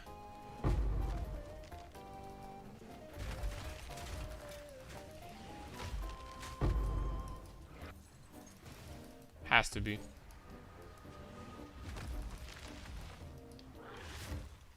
These pits are not dropping much though.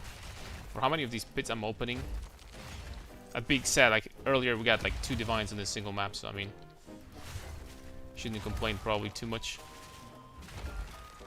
Get the tablet that will give you a rogue exile guaranteed, then use overrun maps. So you have a chance to get a guaranteed one. Okay. Overrun, I know about this strategy. Right now I'm doing this modifier, 50% chance for rogue exiles to be affected by abyss or something like that. But I can't get any rogue exiles. That's the problem.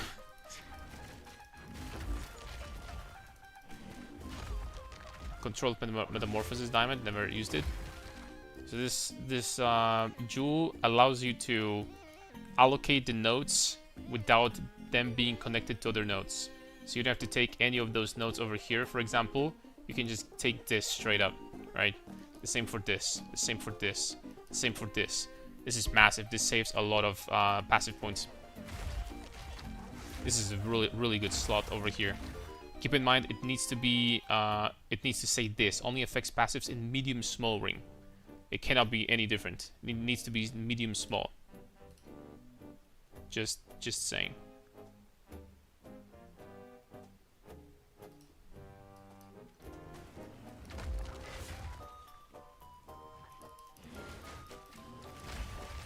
Second injection. Abyss, 1 additional rare, and magic monsters. How much would people buy? How much people would freaking 4 divines for that? Jeez. So you guys do with abyssal tablets that brick, and by brick I mean that they just like, you know, they don't have anything good. Do you just like reforge?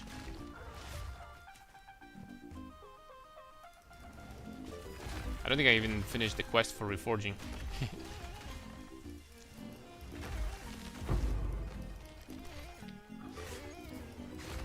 Oh, we can chaos spam. That's freaking right. They're freaking rare now.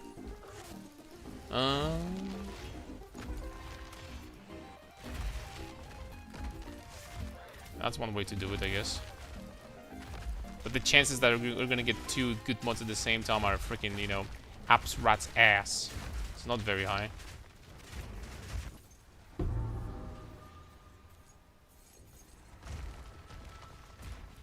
Call of the Brotherhood is called to lightning, yeah. It's called to lightning.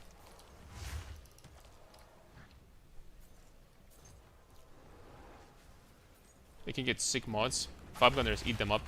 You really need effectiveness only, and it's worth like 80x. That's crazy.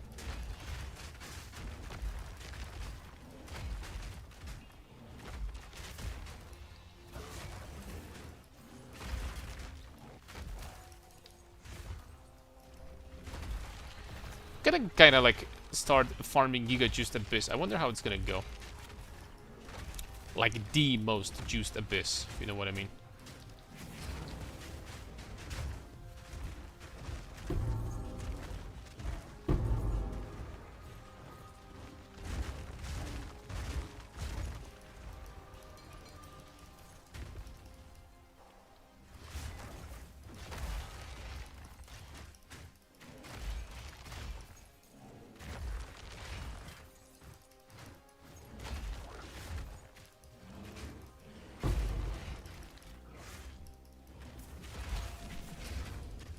Rat status is not very high, not very high indeed, my friend.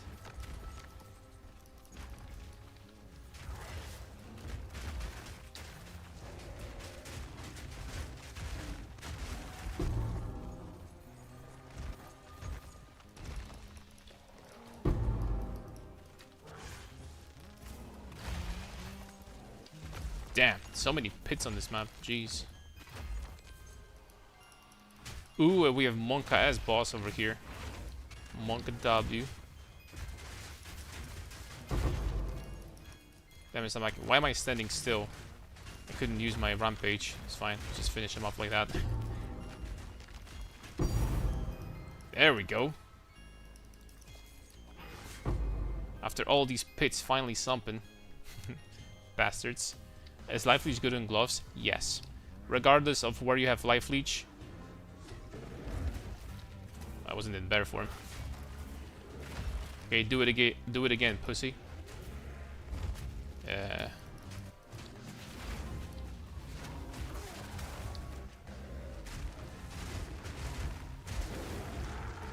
Nice one.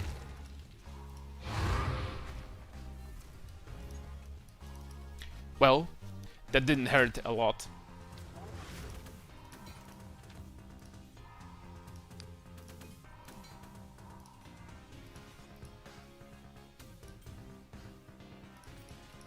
Okay. Okie dokie. So like, what am I freaking crafting these abyssal tablets again?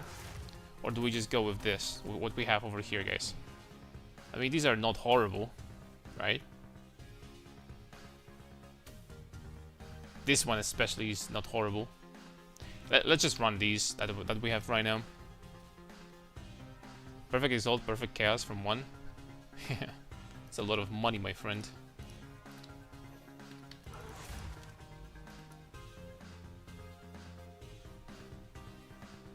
Maybe I was also thinking maybe we should start corrupting them, the maps, to get like even more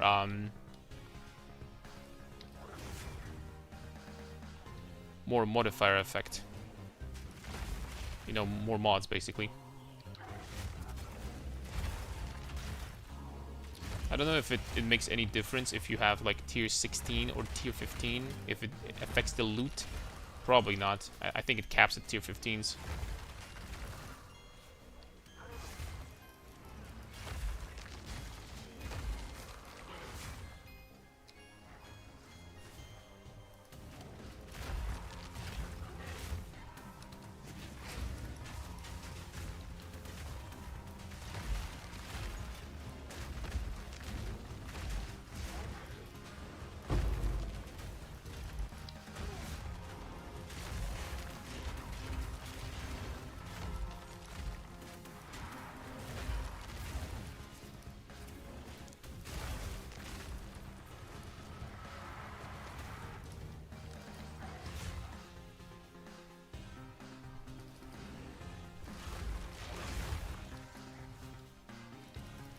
Man, I'm not gonna lie, I'm scared to see if Mjolnir technology is going to work.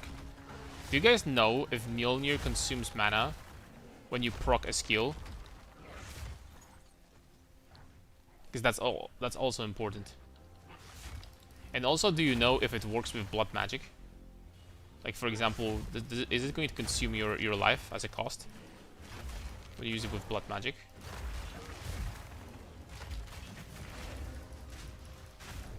I know so little about Mjolnir. Should have made a build with it earlier. In the past.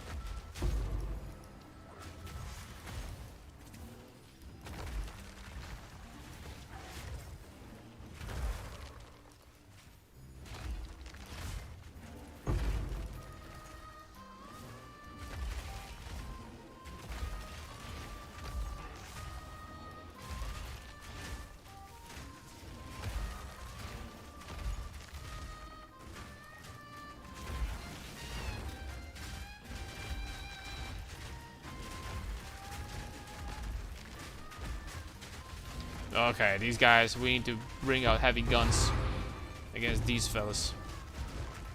Because geez Louise, they have like millions upon millions of HP. Really, you don't know. Fair enough.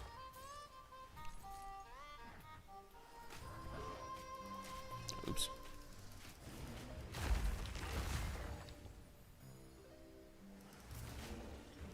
Okay, we still have more abysses.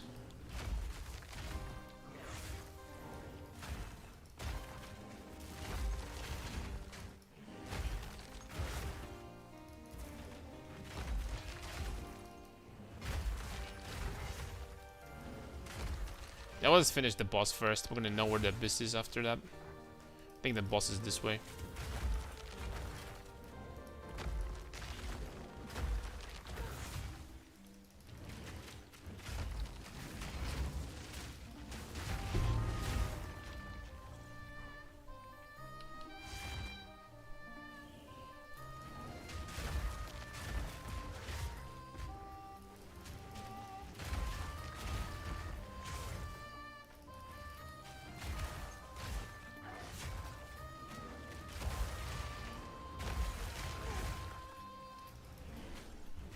Oh, excuse me.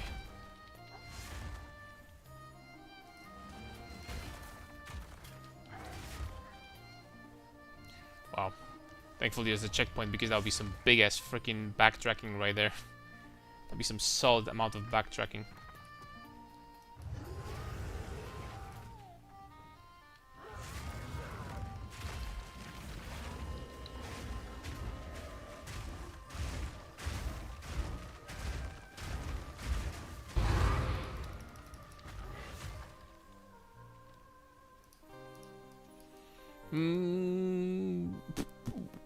Okay, it's kind of close.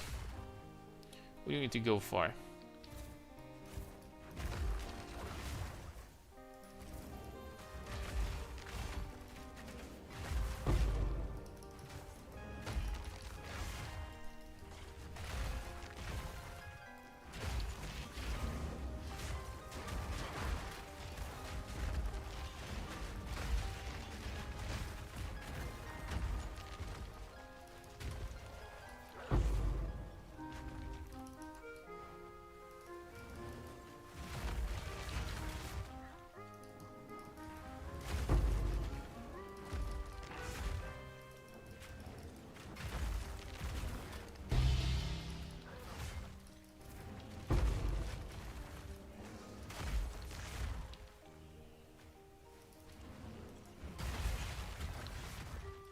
Alright.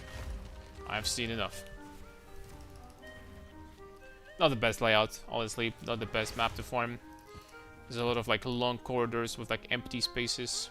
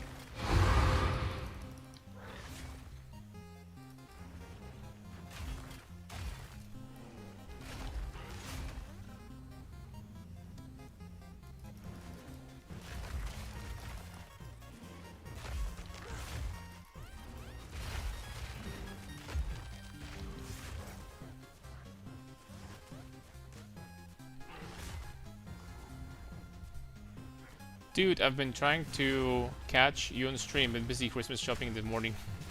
I haven't died in like 4 days. I'm running fully juiced maps. My gear is tier 1 and tier 2 though, lol. Still, not dying in this game is definitely something. You would think that for 4 days straight up, you would think that even the most tanky builds will die in this game sometimes, right? But it's a really very good result. How are you doing, King of Strength? Apart from, like, you know, the Christmas preparations.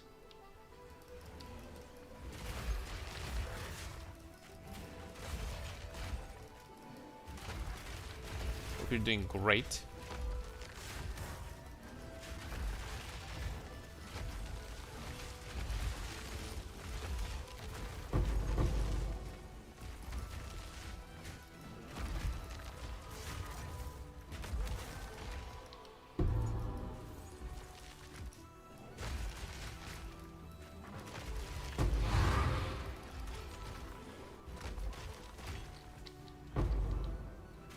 I didn't mean to use Rampage.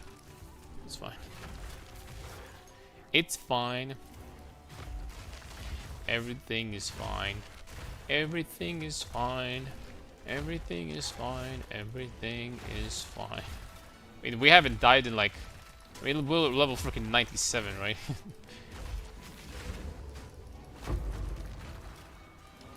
So we're just not dying, period. Yo, guys, any one of you know, by the way? Like, for example, Karn, right? I think he hit level 100 today on his hardcore SSF warrior. How do they farm maps? Do they just like always avoid dangerous mods, like damage mods?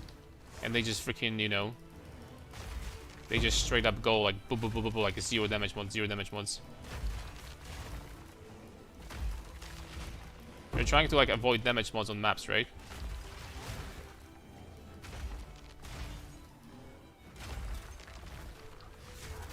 I'm doing great, man. Thank you. I've never played build like this before, man. So nerf coming. Played since 0.1, never been since tanking this amount of damage. I'm glad that you like it. Is the nerf coming? Honestly, I wouldn't say so. I don't think they're gonna nerf armor. I would be very much surprised if they nerfed armor in this game. I will say. Armor nerfs would very much surprise me. People are already complaining, and it's like a, you know, a wide belief that people think that ES is too strong in this game. It probably is a little bit, and so like I don't think that if GG is going to be nerfing something, they're going to be focusing on armor. That's very unlikely, but I could be wrong. I could be. I mean, we never know, right? Maybe they're going to do something crazy. They're going to surprise me. There is a chance.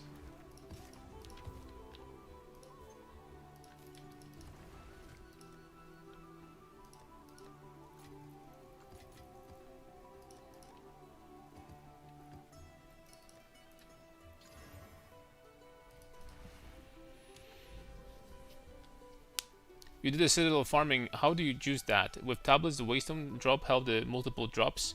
Waystone chance, yes. You try to get as much waystone chance as possible. If you're gonna get like 400% plus, you can even get like 3 fragments. I don't think you can get 4, but 3 fragments you can get. Probably the bird damage and rampage, not armor, I don't think. Maybe. I think that bear is a little bit too strong, but... cheapest for Titan to have 2 times as much armor as anyone else. There's nothing wrong with it. I mean, first of all, 2 times armor, that's not gonna happen. You're not gonna get that much. You're gonna get like in total like 50% more, maybe, something like that. 50% sounds about right.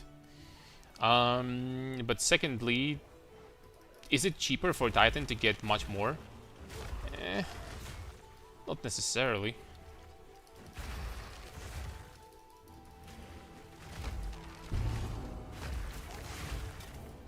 Not 100% sure about that.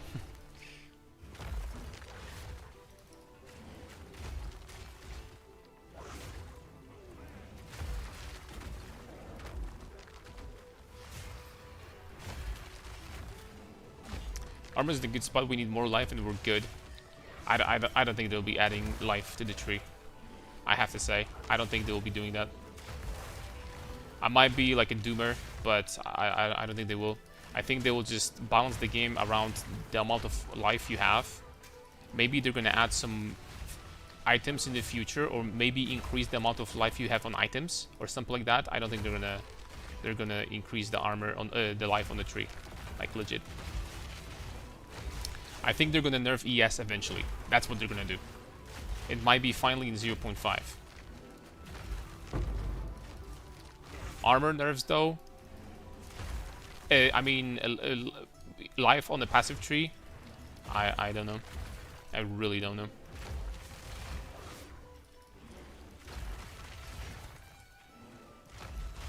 I doubt it.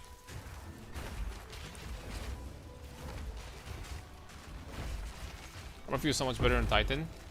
Well, let me read because chat is scrolling too fast. Armor feels so much better on Titan than either class. It is true that you can get more, but on something like Shaman, if you utilize this node over here with Cloak of Flame tech, then you can get tankier even though you have less armor. So it depends on how you build your character, really. Even if they won't be for Fuchs because they're going on holidays. That is true. That is true. I think I'm a Slam Bird Titan. Any opinion about it? It's going to work. Not going to be as tanky. You're gonna have more damage in area, but you're not gonna have permanent regeneration, so no quality of life. I know you're an armor guy, but should I invest in full armor or ES on my bear druid? My bear is unkillable. I'm investing into armor only, and we're not really killable by anything. So, including bosses, and including big physical slams. So I think this, if you're looking to solve defense, this is definitely going to be good. Very good, even.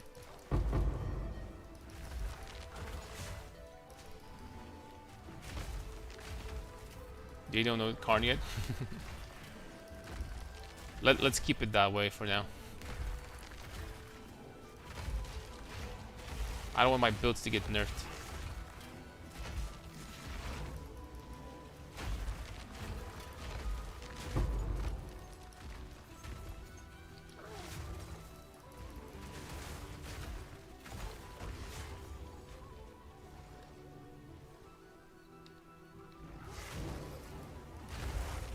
Not sure if I'm a huge fan of this layout. Maybe buff it on gear. Buffing life on gear, to me, totally fine. I don't think they're gonna add it on the tree. I think they're gonna nerf ES, but this, nah. You know the problem is though? Yo, it's actually a big problem with nerfing ES on the tree.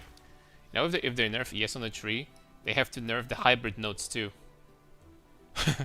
So they, on paper, they have to nerf armor and energy and evasion at the same time. Oops. I mean, I guess the other solution is just nerf ES on the gear, right? The modifiers. Again.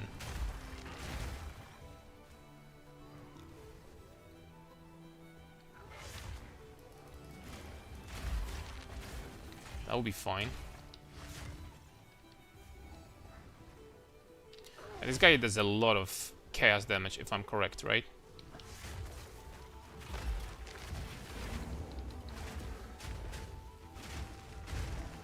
We're not gonna find out, though.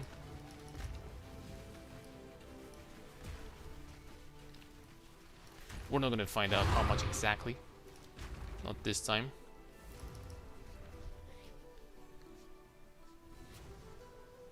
Maybe if you want to do what Palstron did, then you're good. Otherwise, just full life like Carnarius. Yeah, I have no idea if Palstron was like dying often in maps, but his build looked, you know, good also. But we're not dying ever. I think you get this insane amulet, right? I do. Ooh, we have access to... Oh, maybe something good's gonna drop. We did this amulet is like... Honestly, this damage recouped as life is honestly a dead stat. I actually do not want that. It's actually garbage. I would want something else here. Like, literally anything. So, eventually I have to drop that stat. I mean, I don't want to say it's garbage, but the recoup is...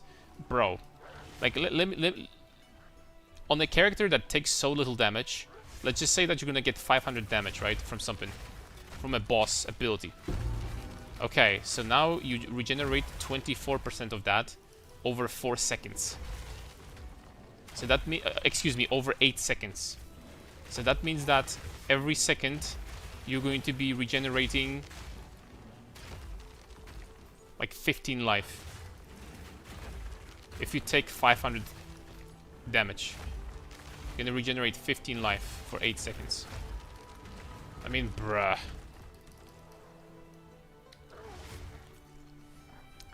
On paper, it doesn't sound like it's completely useless, but it kinda is, not gonna lie.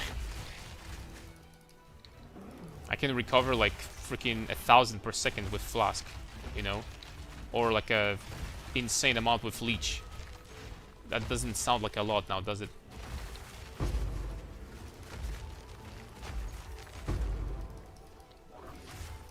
I think that Recoup would work nicely on Chronomancer.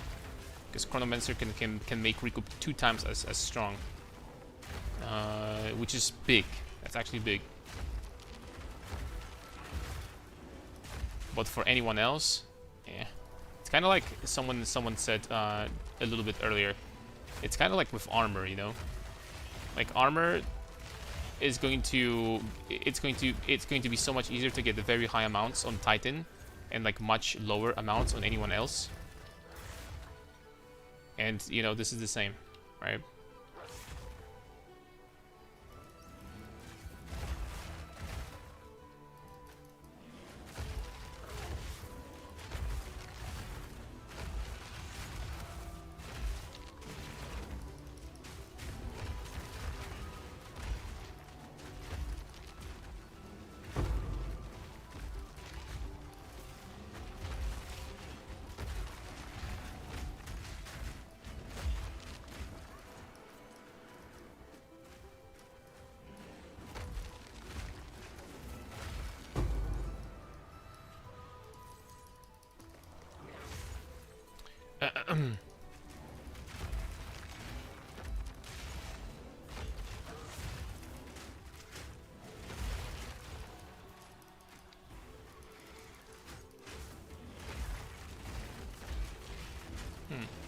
I was shredding my mana here so hard.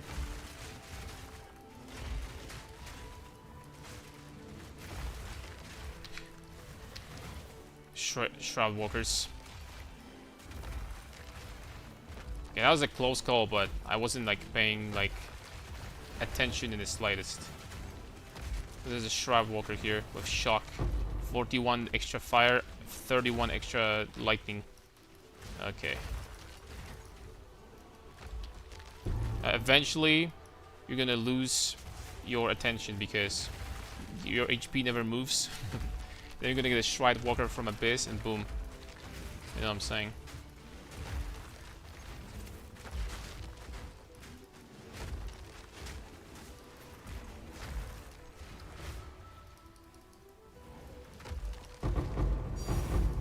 Okay.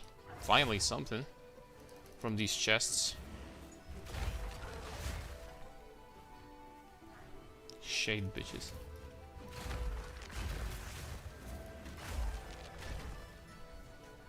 Shade bastards.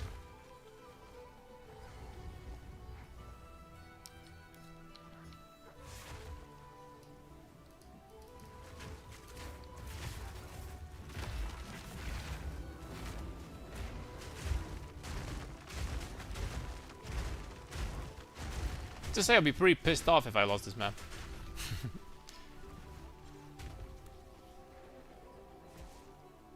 Smith of Kitava Bear is, I heard, is as good or better compared to Shaman. Smith can definitely get it very, very tanky, right? Because Smith has 90 all-res. Just freaking insane. Like, having 90 all-res compared to like 75 or 76 or something like that, that's just absolutely insane, right? Just can't deny that. Oh, I can't use my thing.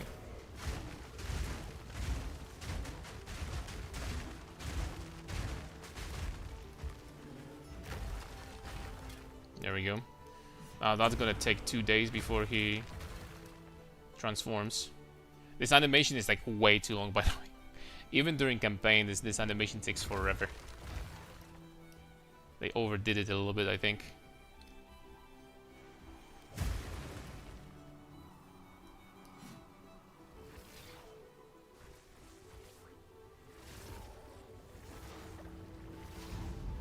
Oh, freaking disappeared completely.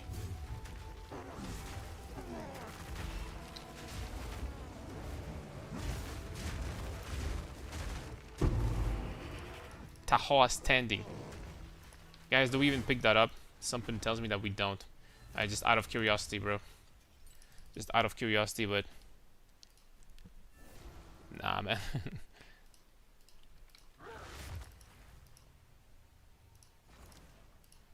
Tahoe standing. Ah, nice. It's not even an exalt. Perfection. Oh, we got a divine from this map. I'll take it. I'll take it, dude.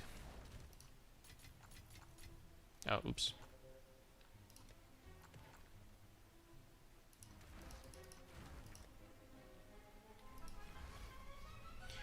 Hello, mate. Could you please help me out? Your time lost ruby has small, medium, or large radius. Time lost ruby? Small. You don't need more than that because you don't have any other passives in radius. So it's just small. The default one. You just get, you know, the passives here and this stuff. Alright, boys. I'm going to call it a day today. A little bit earlier, sorry, but it's really late at this point. I really need to start streaming, like, you know, in earlier hours. I'm going to try my best tomorrow. So thank you very much for watching. We're going to close to soon stop playing the bear. Once again, as I mentioned before, probably in 2 to 3 days, we're going to start making the Warbringer. Actually, maybe on stream, we're going to start making Warbringer like tomorrow, but there's still 2 more videos I need to release on this guy. So, and still make sure that it's perfectly optimized, right? So, but I think for the most part, it's like, you know, I'm pretty happy with where this character is. It's borderline immortal. Every boss dies in a couple seconds. It is what it is, right? So, I mean, it's really good. The speed got a little bit faster than before. You know, it's a little bit better. So, yeah. Yo, Hlepsek, I answered that already. I answered that. It's small. It's small. Unless there was like an ad or something you didn't see, but yes. So thank you very much, guys. See ya next time. See ya tomorrow. Tomorrow also a YouTube video. So take care.